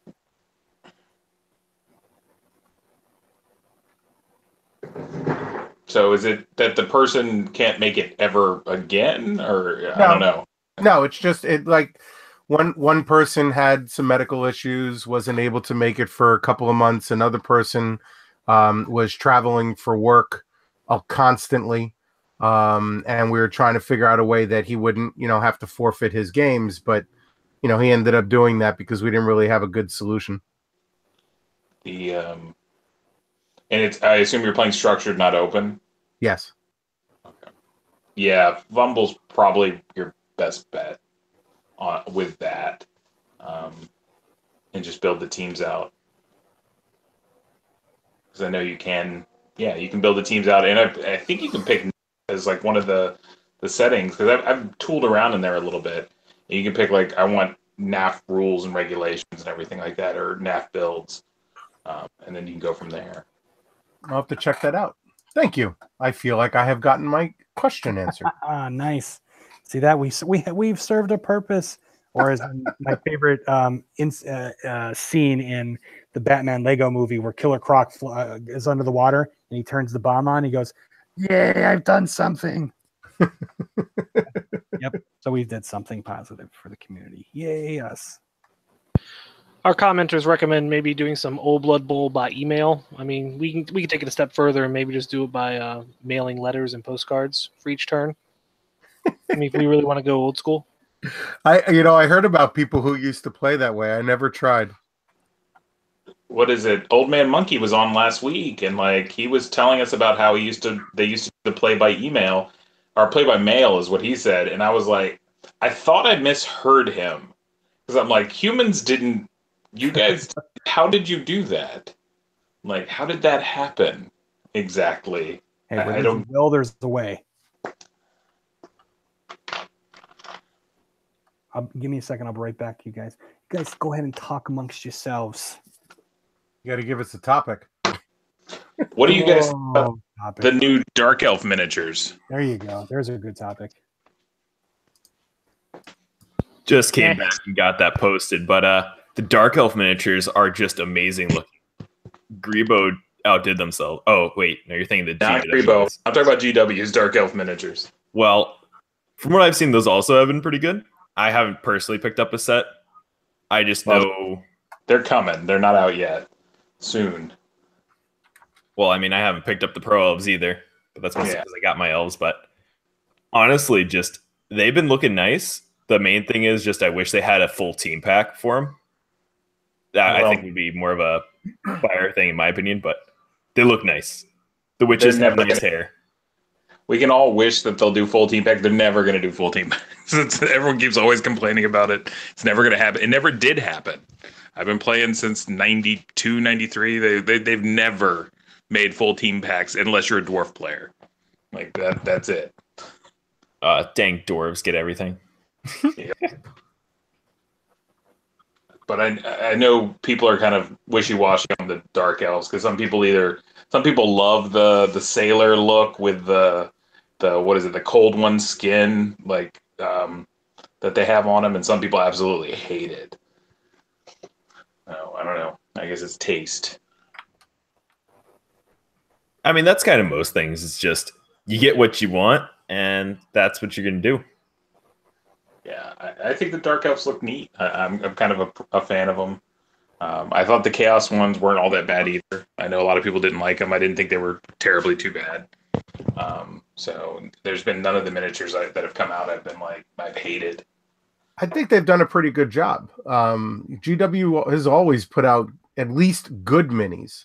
The Chaos team, I got one of the 3rd edition ones, so I'm not really interested in it. And actually the Chaos Warriors I thought were very cool. I wasn't a big fan of the Beastmen, but you're kind of the opposite of the general consensus. Most people really like the Beastmen and didn't like the short shorts on the Chaos Warriors.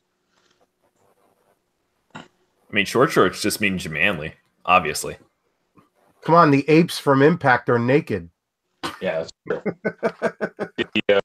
Yeah, no, I like them. I like some of the conversions I've seen people do. Like I said, you add a horned helmet to those Chaos guys, and they look great.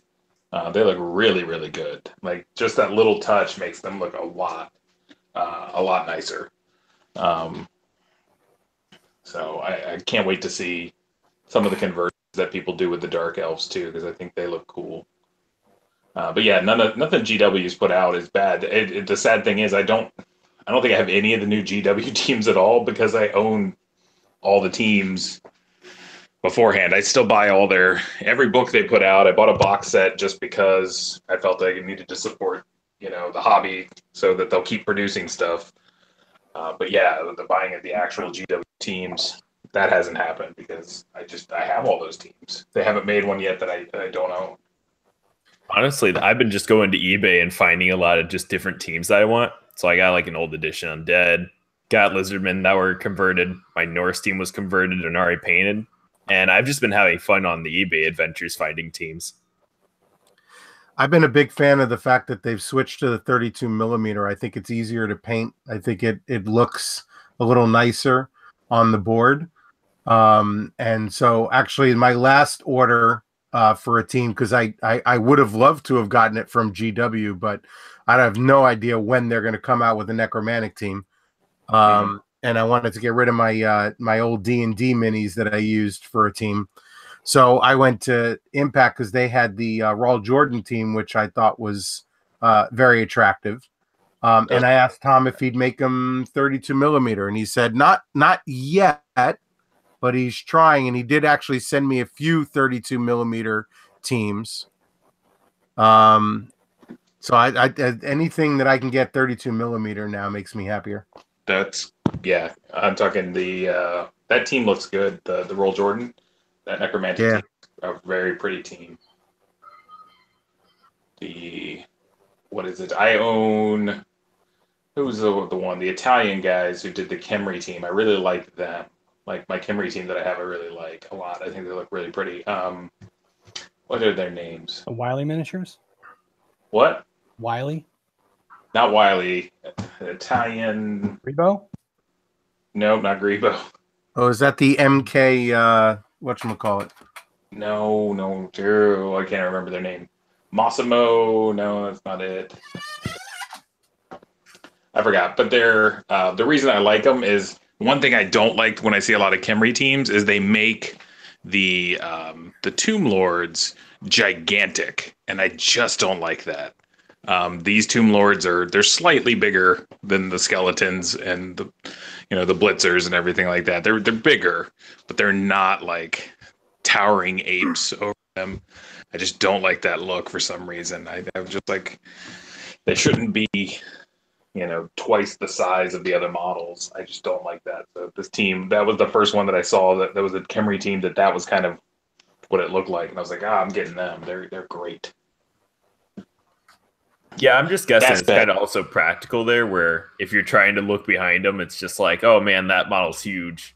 Or if you're just flipping it down because it got on the ground, it's now just taking up like a square and a half. Yeah, I've actually seen people lose games or just make mistakes in their games because of those really big minis, because they can't see, oh, wait a second, he's in a tackle zone, or there's something behind it, or they forget to pick up a mini during their turn because they can't see it.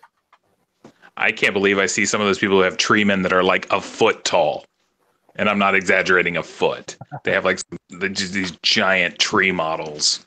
And I'm just like, that has no place on the field.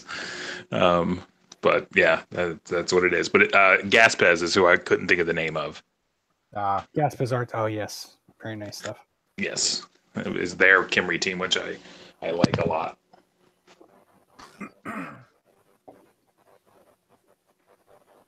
So, Jim, what do you think about the new Dark Elves we were discussing? Well, I think they're pretty awesome. I think I'd definitely be getting the the Roxana Darknail Star Player. I'll definitely be getting that. As far as the team go, though, I have my Pro Elves that I'll probably use, that Alexis painted for me from Gyfo. I'll probably use those for everything. And I have my Succubus Studios Succubus team that I use as my Dark Elves, and that team I will probably have like cremated with me when I'm gone from this earth. So I'll never and that and for those who are listening who are interested, because I know Nick Phillips has been asking me week after month after week after month, and I actually just talked to Ian today from Succubus, because I ordered some stuff from him, and I said, when is that team going to be made available again? And he said next week. So for anybody who's been wanting to get that Succubus team from Succubus Studios, it's going to be back next week. And I ended up buying the Hell Sorceress model that just came out from him. And if you haven't seen this yet, oh wow, it is amazing. I would definitely use that as like my coach or possibly another witch elf. It is a badass miniature. Yeah, is that the one that I guess he labeled mascot?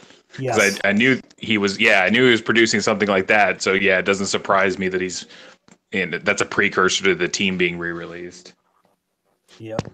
It is a gorgeous looking miniature. I can't buy that team. I got a 10-year-old in the house. That is true. Yes, that's the only downside. I mean, unless you plan on having to talk about the birds and the bees and using the team, okay, so the succubus, right? So when you're in middle school, and I don't know, make that work somehow, Mark. You're smarter than I am, so I got a little while before I have to worry about that. Mine are 7 and 4, so. When a wizard loves a demon very, very much. There you go. Yeah, and somehow we talk about the Necronomicon. But yeah, anyway, it's a great looking model. And it is very it is. And I actually used that team, and I didn't even dawn on me because there were 2 kids at the Corn Evil event when we drove to Alabama, and the team won Best Painted. And I always give credit where credit's due. So I when they gave me the award, it was like a gift certificate for store credit or cash or something like that for winning. I said, oh, and these miniatures were painted by Axia Fish, so on and so forth. I gave credit where credit is due. And then I gave the money, I split it up to the 2 kids who were at the store. So it's like, yes, they got money from my pornographic models. So kind of ironic. They're not pornographic. They're just suggestive. They're very R. They're very R-rated. Very R. I'm gonna have to put like paper over them at my next kid. Well, I won't be playing them for a long time. I've already gotten dark. I use them as my Amazons this past year. I use them as dark elves. I use them as those 2 races. Yeah, so I won't be using them for a while. And actually, one of them I have to rehab because they're so. I mean, not only are they thin because they're the resin, but the ankles where they connect to the bases are so small. One of them broke, and I did a piss poor job of trying to glue it back on. So I need to send it out to have it rehabbed. And I have like 2 models for that team that came after the fact, and then I'm going to have this one. So there's a couple of painters that I know who are still taking some commission jobs, and it's so weird. Like, I don't know if anyone else has noticed this because I'm not as good as Ryan when it comes time to painting or finding the time to paint. I mean, you paint like a machine, man. So I utilize a lot of painters. I mean, I've used Axia before he started painting for Forge World for GW. I was fortunate enough to have him do a couple of teams. Alexis at Gyfo has done some painting for me. Jason Carter, otherwise known as Voorhees Carnivian, has painted a team for me, which turned out great.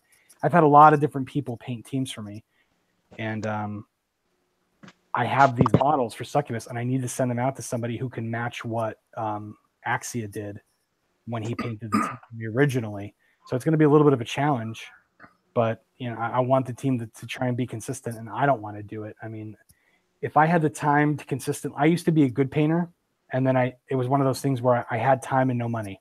Now, as an adult, like more so an adult, and I use that term loosely, I have more money than I do time.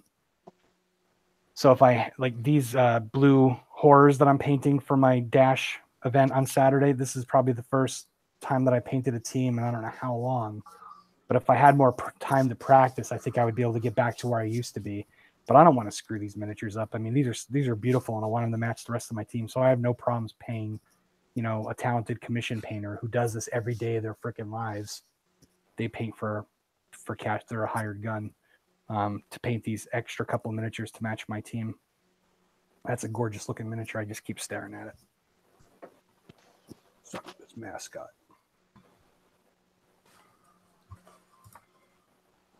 Yeah, I'm talking. I go through stints of like paint, but then like I'll go through like 3 months of nothing, and then like I'll get a hair up my butt, and then I'll paint, and like crank out 2 teams or a whole 15 millimeter army for some other thing that I do, and then nothing for a while. So I'm in a painting sprint right now. So I'm producing a lot.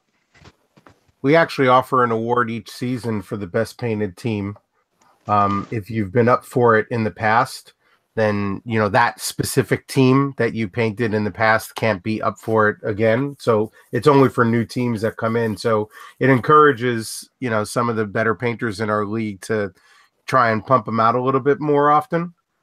Funny thing is, the guy who Jim was talking about earlier with the Lego team, he's by far the best painter in our league. He just decided to go with a Lego team that time. Yeah. Well, sometimes you want to do something interesting and neat. Yeah. Something different.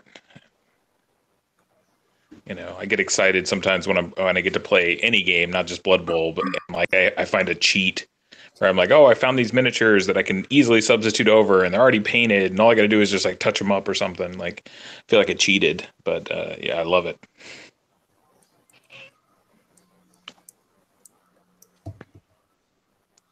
Man, now I gotta go find someone to paint my miniatures, man. I suck at getting the time to do it. Out there, and there's more and more. I mean, Alexis from Guyfo does a good job, but she's stepping away because she's finally got a job, like full-time job, I guess, in her whatever she was going to school for. But now her sister is taking over the mantle of her painting. And from what Alexis says, and I mean, maybe she's a little biased because it's her sister, but she says she does just as good a job as she does. So, that's one outlet. I know somebody in the Florida Blood Bowl community who's soon going to be taking commission work. I'm not going to mention names until they're ready to start doing it, but I can tell you I'm first on their list. I take advantage where I can. And so that'll be somebody. But there's a bunch out there. There's the Midwest miniature guy. I've used him before, and he's still taking. There's the Lone Paintbrush, I think his name is. He's taking commissions. And that guy just referred one of his friends. And if you look, I'll post links to some of these painters out there. And they do really good work. And you'd be surprised on how affordable they are. The Lone Paintbrush, that's who he is. Steven Albrecht has a guy. I want to say Eric also uses the same guy or has had stuff painted. I don't know. I could be wrong there, but I know Steven at least has had a team painted by this guy, and I've seen the work, and it's pretty good. But they're out there. I mean, then I had 3 miniatures painted from. Has anyone ever seen the stuff that? God, let me think. Cujo painting. The guys from out in the Highlands of Scotland. No bullshit. If you haven't seen anything from Cujo painting, look it up. This guy is like amazing. Like, I'm talking like Golden Demon level painting. He's stunning. I had the Goblin guitar player from who produces that? Not is it Grebo or is it the other one? Hungry Troll produces it. I've had that painted. I had a Dwarven Death Roller, which I've part ways with when the Iron Golems Dwarf team came out, and I wanted their Death Roller. And I also had has anyone ever heard of Hero Forge? It's a company out in California that does custom like fantasy D&D miniatures where they're 3D designed. You design them and then they make them for you. Yeah, one of my friends got a couple of those. They're awesome. And I had one done for a character that I played for like 10 years in D&D. And I had it made and I sent it to him to paint him. And it was a weird kind of request and he nailed it. So the wizard has like magical flame in his hand, and I wanted the figure painted, but I wanted the colors muted, and I wanted a lot of shadows on the character reflected from the magical flames. So now if you're a painter and you're getting somebody telling you this crap, you're probably just like going, oh my God, this guy's freaking crazy. Why do I have to do this? Or how am I going to pull this off? Whatever I told him to do, he nailed it. And I don't even know if pictures could do it justice. I might have some of the pictures that he took of it, but the figure is amazing. And I look at it every day. Like when I go out to the garage where I have some of my figures by my computer out there, and I look at it and I'm like, God damn, that's amazing. But he's not cheap. I mean, just the shipping alone to send to Scotland to have your figures shipping to and from is like $50. And then, he wasn't cheap at all, but well worth it. I mean, if you have like that one figure that you want to have like top tabletop level painted, like Golden Demon Award level, he's definitely a contender to do that. And he takes commissions still. anytime I keep ordering stuff from overseas, and anytime they send it, like I always feel like I'm 7 years old because they always have to put on the customs label. Like it'll say something like, you know, children's gaming toys or something like on it. I'm like, they're models, not gaming toys. Like, I always feel weird about that. That's why you gotta send some of the suggestive stuff. Make them have a morally gray area, you know? I try to keep my models pretty PG. I try because I will be the guy to play the 11-year-old, and then I will feel really bad. Like as a teacher and everything, like I will feel terrible if I was to play like an 11-year-old and I had like That's why you put electrical tape over it. An all stripper team or something like that. I would just feel absolutely terrible. So was Alan's team that he wanted to bring to the, I mean, I know his roster was bad. At least my roster was like legit. So I base my team, like the Dark Elves that I use, no matter what they are, they're the Matrons of Malice. And they're from, you know, R.A. Salvatore's Dark Elf series. And I name them from characters in his story. So there's fluff behind it. You know, it's not just like, I don't know, but I remember you telling me a little bit about Alan's roster. And not only were the figures suggested, but weren't their names like pornographic? Like, yeah, I think he had like a death roller, and its name was like Schlong Dong or something like that, and it's just a dwarf with like a big penis. So I was just like, yeah, the owners asked us to keep it PG at the store. Could you not bring Schlong Dong? I'm like, I have a death roller if you want to borrow it. But let's keep Schlong Dong away from the tournament, please.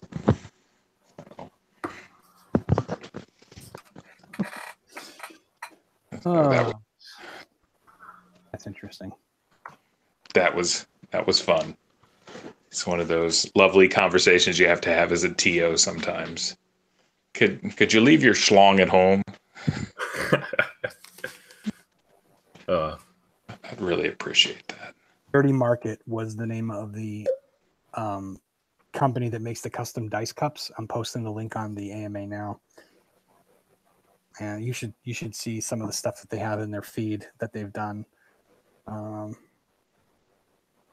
Even just the slammers, like they just look really cool. I know Mark's is on here somewhere too. Oh my God, look at that one. Wow. Whew. Impressive stuff. Oh my God. Power, Violence is Love. This one said, oh my God, these are amazing. Well worth $100. I mean, if you got the money and you want, oh wow, just I'm impressed. Color me impressed. Oh, there's the Powtown stuff for Jack. Very cool. Where did you get that? Because I guess Alberto won it, right? Like that case for Christmas with Cthulhu. That thing was really cool. The wood carved. Oh, yeah. So Chris Steinbacher in Pennsylvania, he's got a friend who does custom woodworking, and he actually does those. I can put you in touch with him or anybody for that matter if you wanted to get some. I'll have to put a picture up on the AMA. But basically, it's just like a custom wooden chest with drawers with hardware on it. And I can't believe how dirt cheap it was. I mean, the guy could probably charge over $100 for this stuff, and it was ridiculously affordable. And that's the thing with the Cthulhu events that I do. So I did the first year had the one logo on it. The second year it has actually I don't think I did one for the first year. But the second year had the two logos on it for the two Cthulhu gods, and this one will have 3 on it.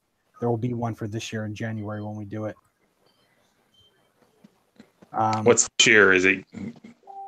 We did Cthulhu. We had Yig, and now Dagon. Dagon. Okay. Yeah, and I'm not doing a custom model this year. The ones from RNS Studio from last year were totally amazing, and people couldn't get enough of them, and I ran out of them, and the post office lost like 3 packages on me, and I can't get them replaced, and I had to do refunds. And I'll do anything for anybody, but the international shipping is a killer, because I feel bad for people, because if you send something out like that and you declare a value on it, they have to pay an import tax or some kind of crazy tax, and it's not cheap. So not only are they paying for the product, they're paying for the shipping, which isn't cheap, then they're paying for a tax. So usually I declare a zero value. The downside is if I declare the zero value, I can't insure it. So I've never had a problem before until these Yig figures. So I sent them out, and 3 of them, 2 in Mexico and 1 in the UK, quote unquote. And I'm not naming names, but just quote unquote, and they never showed up. So maybe they didn't. Maybe they did. Well, and here's another funny story. So when I did the Loki patches for last Oktoberfest, you know which ones I'm talking about? Mm-hmm.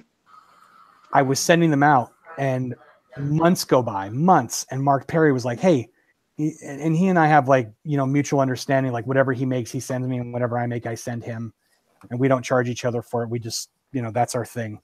And he's like, "Hey, you never gave me one of those Oktoberfest patches," and I'm like, "Yes, I did. I remember sending. You were the first person I sent one out." And he's like, "No, I never got one." I'm like, so I'm like early onset Alzheimer's to begin with. Like my memory is terrible. I tell my wife, if you start any question with, "Do you remember?" the default answer is always no. So I'm thinking, oh man, I'm a dick. I never sent him a patch, and here he sends me stuff left and right. So no word to lie, we had this conversation. Not even a week goes by, and he sends me a picture. He's like, "You'll never guess what came in the mail today." He's like, "Look at the postmark," and it was from when I was sending out those patches. It was lost with the post office for like 7 months. So Nice. These packages with the Yig models may show up in Europe one day or Mexico, but will they tell me and will they pay for it after I've refunded their money? I have no idea. So it was great making that model. It was expensive. Everybody loved it. It was win. But the first year that I did, the first year I did Bones. I did Reaper Bones. Then I did the Cthulhu or the Yig, the custom. This year I'm doing Impact Miniatures has a Dagon figure, and I'm going to be doing those as the tournament miniature. And I'm doing Chibis again as the trophies because those Cthulhu Chibis are awesome. Those are great custom trophies. I even borrowed the idea for Hookie Bowl, and I got a Chibi Jack Burton. I got a Chibi Lopan and Chibi Paper Zombie that I'm doing for the trophies, and they look amazing. Yeah, you posted some of the pictures. They look good. Yeah, I thought they looked really cool. So I'm excited about that. I mean, the thing that I've learned in running so many tournaments is there's certain things that people look for. One is tournament dice. Everybody wants tournament dice. That seems to be, the thing that they collect. The posters have gotten really popular. And I've heard that from, pictures like Eric's been posting pictures of all the tournament posters he's got and he puts on his office wall. And Chris Steinbacker's posted pictures of his man cave and all the tournament posters that he's posted there. And when I was doing some business traveling and I was in Pennsylvania, I actually got to stop and spend some time with Gary. And for anybody who doesn't know Gary Radziak, Gary's the one who does all the custom artwork for the posters that I do. Like he did the Inconceivable drawings. He's done the Loser Bowl drawings. Like I'm a graphic designer where I can design stuff with graphics and put something together. But Gary's an artist. Gary draws all this stuff from scratch, and he does an amazing job.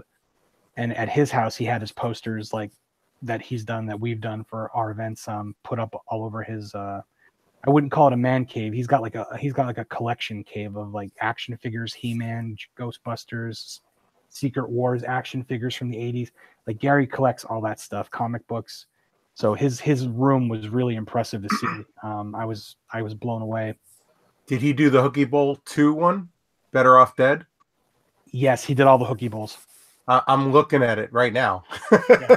Yep. So the posters have gotten to be really popular, and there are sometimes like Jason Carter is working with Gary by himself because he has a custom poster, and I have no involvement with that. Same thing with Ken Parks when he did his Loser Bowl. I had no involvement with that. But sometimes like I'll do who did I just do a poster for? Like I'll do my own like the Hookie Bowl that I did. Gary did the artwork for the main piece, and then I'll do some of the side stuff.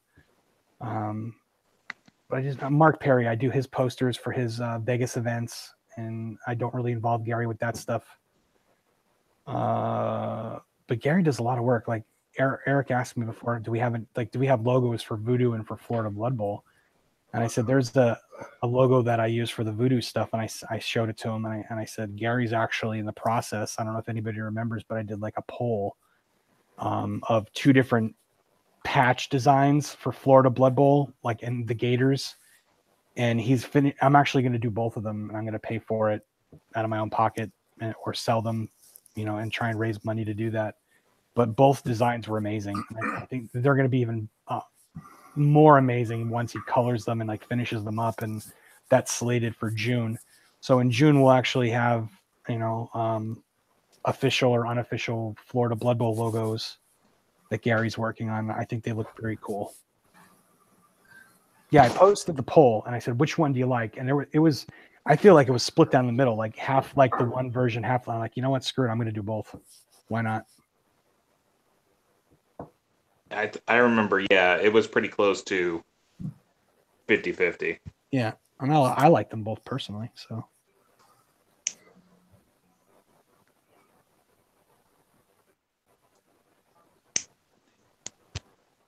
it's 11 o'clock already. That 2 hours went by fast, especially in the 10 o'clock hour where Mark joined us. Yeah. Well, thank you for the invite. Yeah, this was fun. It's a lot of fun doing these, and this is the second one we did this month. We did one earlier in the month, and this one just like we really didn't have a topic. Last month we had Jim Lanier on, and he talked about his history in Blood Bowl and all these great stories and anecdotes. It was really awesome having him on the show, and he and I are working on bringing the Three Kingdoms Challenge back to Florida for 2019. And we're probably going to be doing a small tournament. Well, I don't know if it'll be small. We're going to do a tournament like the Road to the Three Kingdoms Challenge, I think sometime in November, and it's going to be in Tampa. So I know like Ramsey McPherson was one of the ones who was like, if you do it, I'll be there. So I'm hoping to see him come back to Florida. Patrick, who's been to those in the past, Ken, who's been to those. We're hoping to bring all those coaches who have come down here to Florida, played in those tournaments, to come back and play in 2019. So we'll see how that goes. But I'm looking forward to working with Jim and putting that together. So yeah, we really didn't have any kind of format. It's just kind of, I thought it was very cool just having people jump in and just talk about whatever they wanted to talk about. It's like a jazz session. Yeah, exactly. See where the music takes you. It's a Blood Bowl jam session. Yep. So we'll be doing another one in June. I mentioned early on in the episode that I talked to Tom Anders today, and he agreed to be a guest on the AMA. And he was one of the ones who's like, "What's an AMA?" Like, and ask me anything. He's like, "Oh, that sounds like a cool idea." So he had some other plans tonight. Otherwise, he would have been here. So next month, also Jack Petruccia from, I don't know if I'm pronouncing his last name correctly, from Maelstrom Gaming Mats. He's been someone we've been wanting to have on the show because just like Tom Anders, I mean, he's been one who's been doing so much for the community as of late. The last tournament we played at, we had, I think 12 coaches. So 6 tables were going, and 5 out of the 6 tables all had Maelstrom Gaming Mats for their pitches. I mean, his stuff is everywhere. It's quality. He does all original artwork himself. He does a great job, and he's very community friendly. So he needs to get a website. I have guys at my my local league, and they're like, they see Maelstrom Games on my mat, and they're like, I go to the internet, and he doesn't have a web page. I'm like, yeah, you got to hit his Facebook. He's working on it, and truth be told, I was supposed to do the website for him, and I couldn't make it happen for him. I just had so many other commitments, and I disappointed him. And thankfully, he's a very understanding and nice guy, and we've been able to maintain our working relationship and friendship. So he's, like I said, very nice guy. I wish I could have gotten that done for him. I just could not, and it's a lot of work to do a website, and for something like what he wants to do, he deserves the best. So I think he's working with a company or a guy to put that out there. So that should be happening sometime soon, and I'm really looking forward to it so that I can push his. I tell everybody about Maelstrom Gaming Mats, and I know so does Mark Perry. Brian too just used him for his Rocky Mountain Rampage, and he also did the Death Bowl. We're looking to have Jack do our Death Bowl for the Crucible event. All the 7s and Street Bowl pitches that I've been doing recently, like for the themed Hookie Bowl events, he's been doing. and he's done some custom ones for me on the side, like for our old league back in Pennsylvania, the Triple B Blood Bowl League. He did a nice pitch, and I didn't even ask him to do that. That was actually Tom.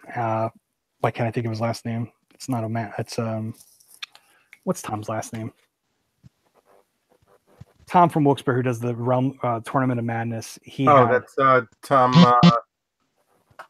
I can't think of his last name. Wow. I know. That's what I like about these AMAs. I come on here to embarrass myself because I can't think of things. They eventually. Some friends you are. I know, right? Tom Schultz. No. Wrong Tom. Wrong Oh, Tom. that's my buddy.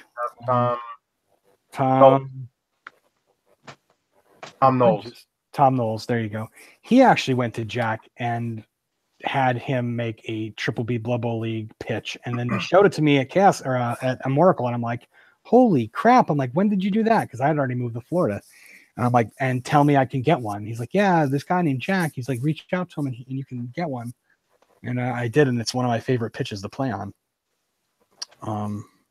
So yeah, there's a lot of people who I asked Katie and Mike who do the Chaos Cup, seeing as how we have so many from Florida going up there, if they would be guests on here. So definitely put the word out. So we'll see what happens for June. Florida AMA, man. Florida AMA. So let's do last call. Anything anybody else wants to ask or mention or talk about? Mark, do you want to plug your? I mean, I don't know how many people you'll get from Florida, but maybe you plug your. You never know. That's true. So yeah, we got actually 3 tournaments. Well, 4 in the New York area, but 3 that my group is putting on. We got Empire Cup on June 9th, which is this is our 4th year doing it. And that's just a very classic tournament, 1,100 team value. Nothing's, although actually we're tiering the races for the first time ever, seeing how that works. And then we're going to have a diabetes fundraiser in August. One of the coaches from our league died a couple of years ago, and this is one way that we feel we can raise a little bit of money and awareness for any illnesses related to diabetes. And then we'll have Cinch's Challenge again. What's that? As a diabetic, thank you for that. Oh, yeah. What he had to go through was just awful. He lost both kidneys. It was just awful. So yeah, I have other friends who have diabetes as well. So my heart goes out to you. And then Cinch's Challenge on Veterans Day weekend, which is becoming my favorite tournament in the world. It's I love the ability to play different teams in one tournament and really pull out who is the best coach across all of the different types of teams, as opposed to, look, I love Dave Arvello. He's awesome. He's great. This is Doombeard Dave for those who don't know him. I was just going to say, please, tell him his moniker. Yeah, Doombeard Dave. He is amazing to sit down and play against and talk to. He's great, but he's a one-trick pony, and he's really damn good at that trick. But I want to see who's the best coach across all different types of teams, and so we'll tell him what the trick is. The original one. Tell him what his trick is, for those who don't know. Oh, I'm sorry. Yes, so he plays dwarves and killer chaos.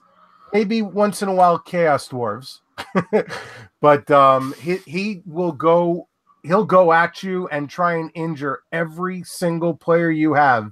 And his comment is he hates the rule about tournaments that require you to only get one award, because if he wins a tournament his way, he wants most casualties as well as first place, and he'll fight you for it.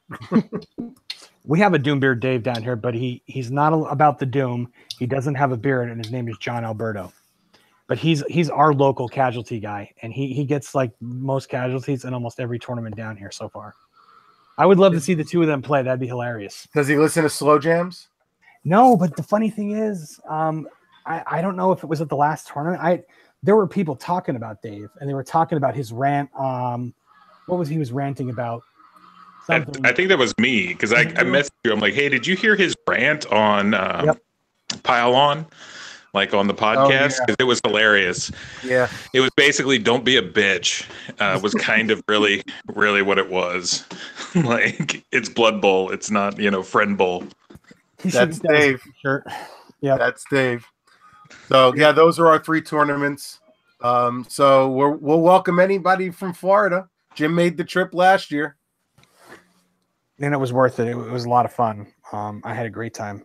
I had a great time watching Chris just stress out over his stunty cup. That was trying to calm him down. But I had a great match against everybody I played. I can't think of the last guy who it was I played though, but he was the first coach that I've ever played who wanted to share dice. And not that my dice were hard. Oh, I know who that was. And you know what dice John that was? Campbell. Okay, yeah, he was the only coach and I made one stupid mistake, and he ended up beating me. Had he not beaten me, I think I would have placed a lot. I would have been very. My highlight for that tournament was beating Mike Eisenberg, because he's good. He's very good, and I beat him with his orcs. I played Chaos Dwarfs against his orcs, and I beat him. And that was a highlight of the entire event for me. And that was shortly thereafter. He won Nova Open both days. He went 4-0 and 4-0. Oh, speaking of Mike, I actually know him from my online league. I think he's now #1 lizard in US. No, but he's trying to be. He's damn good. Ken Washington is to me as I am to Mike. We've played 4 times, and he went over me in both of those Nova Open tournaments to win them. I can't beat him. Well, you know what? I played Mike Eisenberg once and I beat him. I'm going to leave it at that for the rest of my life. That's what I'm going to have to do. Like, it'd be like, yeah, no, I can't play you. I beat you once and we're done. But he's another, you know what? He's another nice guy. I can't say that I've honestly, I think I've only ever played Blood Bowl against one person that I just hated playing. And he was one of our league guys. And I found out at the end of the season that he basically cheated throughout the entire season against any new coach. And he would purposely tell them wrong answers. And it was the last match of the season. And when we played, I had the rule book out on the table by us, and I was a rules lawyer, and I gave him no quarter. I gave him no slack. So I put to him basically what he did to everybody else all season long. And I beat his ass. And the only thing that he could say is that he killed one of my star players on he fouled him on one of the last turns of the game. He killed him, and he's like, "Ha! I killed your star player." I'm like, "Dude, I don't care." I'm like, "I beat your ass. I owned your ass this entire match." And I'm not like that. I am not that type of player. But with this guy, I had to. I just felt like I had to prove a point to him. And then when the whole thing was said and done, and we're like, "Yeah, and you're not invited to come back for the next season. Sorry." So then 2 seasons go by, and Tom and I are talking, and we're like, yeah, I've been talking to so-and-so, and they're interested in playing again, but it didn't work out the last time, obviously. And he's like, yeah, I don't think it's a good idea. And I'm like, oh, let's give him a second try. Everybody deserves a second chance. So we always have a league kickoff night. So the start of the league, we schedule all of our week 1 matches together, and we get pizza or at the last league that I played in, it was at the deli, so there was food. So this is the first time he's played in 2 years. So he's playing against a girl, and she's a rookie coach. And halfway through their match, she comes over to Tom and I, and she's like, I don't know the rules really well, but I do know when someone's cheating with the dice, and I seen him roll the dice, and then when he thought I wasn't looking, he turned one of the dice over to get a favorable result. I'm like, are you shitting me? And she was the type, she's not going to lie. So I went over, and Tom and I talked to him, and we're like, yeah, don't even bother finishing your match. She wins and you're out. And he's like, what? Dude, we talked about the cheating thing, and here you are cheating. He's like, I'm not cheating. She's not lying. She would have no reason to lie.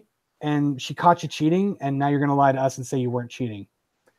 So he's like, I don't care. He's like, I'm going to report you to the NAF. Oh, I laughed to this day because it was so funny. He's like, I'm going to report you to the NAF. I'm like, dude, as far as you're concerned, I am the NAF. I said, but go ahead. I said, you could report. I said, I'll give you the name of Nate Beam or whoever you want to I think Mike Davies, I think it was before he was even president. I'm like, you can report me to whoever you want to. And yeah, nothing ever came of it, and we never allowed him to play again. And I don't even think he went over to play Blood Bowl in another league across the river, and he got kicked out of that league too. So yeah, the guy's just a habitual liar, and so out of any league I've ever played in, out of any tournament that I've ever played in, he's the only bad experience I've ever had. No, I got another one for you. I remember the tournament. I think it was Hookie Bowl, actually. Oh, I know what you're going to say. Go ahead. I won't even mention the name, but did he have a reputation for flipping a board? Oh yeah. Yeah, I was running the event, so I didn't play him. But when Chris Steinbacher was playing him, I've never seen in an event where the people around the other match were cheering on one of the coaches the entire match. There were like 3 or 4 people saying, "Kick his ass, Chris." Yeah. Like I couldn't believe it. Did you remember that? Yes, very much so. He has I played in a couple of different tournaments with him there, and that wasn't an isolated occurrence. He will curse at you. He will he'll insult you. He will make it, he'll brood if he's not doing well, and if he is doing well, man, he's like, "Oh, you suck, man. You're awful. I can't believe you can't even roll a die." And it's just a horrible experience being around him. I heard he made somebody cry. Actually, it was at that tournament. Was it? That's what I thought. Yeah, because it's how many years ago is that? But so I'm remember. But that guy actually won Chaos Cup. When I was going through and looking at the Chaos Cup like winners, I almost died when I flipped to the next one, and I'm like, "Oh my god, he won a Chaos Cup!" So yeah. He gets in your head. That's not the way I want to win a game. Play me. He would not want to play me at all. But I didn't play him that day. I think I actually did play in that tournament, and I did not play him. Yeah, I did. Yeah, I remember Chris Steinbacher was playing him, and people were cheering Chris on and he was cursing, and we had to ask him to exit the store because there were kids in the store, and he came back in. He was quote unquote calmer. But yeah, I was warned about him before he even came to play. But yeah, it's unfortunate there are people out there like that, but they're like that in any game. Like they're out there, they're like that in Warhammer. They're like that in Magic the Gathering. They're like that in anything. You should see him play Exploding Kittens. I hope that's a joke. Yes, it's a joke. Never know. Never know. Well, yeah, I hope you get a good turnout at those events, and I'm sure you will. They're a lot of fun. I played in the first Empire Cup, and I played in Zeech's this past year, and it's always a great time. And thank you. Hopefully, I want to follow suit, and Florida, we get a tournament that will be a nonprofit, like for a benefit. I definitely think we have the ability to do that. We have a lot of coaches down here and a lot of good people, so I think we can make that happen too. And that's becoming a trend. I mean, they've been talking about it on the NAF, and I want to say they're encouraging that. And there's more to it, but I just can't think of it off the top of my head. But you'll have your event. Jamie has his 4 Diamonds event. Nate has his ACCC, which is a big charity event. So you were seeing more and more of those, which I think is great. And with the number of tournaments we have down here in Florida, I think for 2019 we can definitely find the room to do a charity event like that. Awesome. Well, I want to thank everybody for coming on tonight and spending 2.5 hours talking about Blood Bowl, which is cool. It's my favorite thing to do. So thanks for having me on here and letting me request myself on. Definitely. I appreciate you making the time to come on here. At one point, I think we're up to 8 listeners, 8 viewers, which I think is pretty awesome. That's a record. It is. Before we started, I said to Ryan, come on, man, we got to get this thing going. We don't want to keep our one fan waiting. Our fan awaits us. Yeah. So we're getting up there. We're not at both down levels yet, but who knows? In a couple of decades, we might get there. We got those guys, man. We're on your tail, both down. I actually asked Steve to hop on here tonight, but he was busy doing something. So I hope he listens and hears that. That'll be a challenge. We're right behind you. We are Blood Bowl's #1 live podcast. Oh, there you go. You have to open each episode like that. You know, I think we could until we're challenged. It's only a matter of time. Once you're challenged, you just switch to Florida live, and then Yeah, the #1 Florida live Blood Bowl podcast that's always under a full moon while wearing red pajamas. That'll be how we have to do our intro. All right, well, I'm calling it a night. I got to drive home still, so I'm actually not at Starbucks, so we don't hear any sirens, any race cars, any homeless people, or whatever else we got going on at Starbucks this night. So it's been nice to do this in the quiet of an office. I'm going to have to do this in the future this way. But all right, thanks again, guys, for hopping on, and hopefully we will either talk to you next month or in the meantime, or so on and so forth. And I'm starting to babble. It's late. yeah, I'm going to be looking forward to seeing the next one. Cool. all right, good. Good luck to all of you trying to collect on some beer bounties in the next week or two. Beer bounties. Oh, that'll be a whole other half an hour conversation. I wish you guys the best of luck. All right. You guys have a good night. Good night. Yeah. Night, everybody.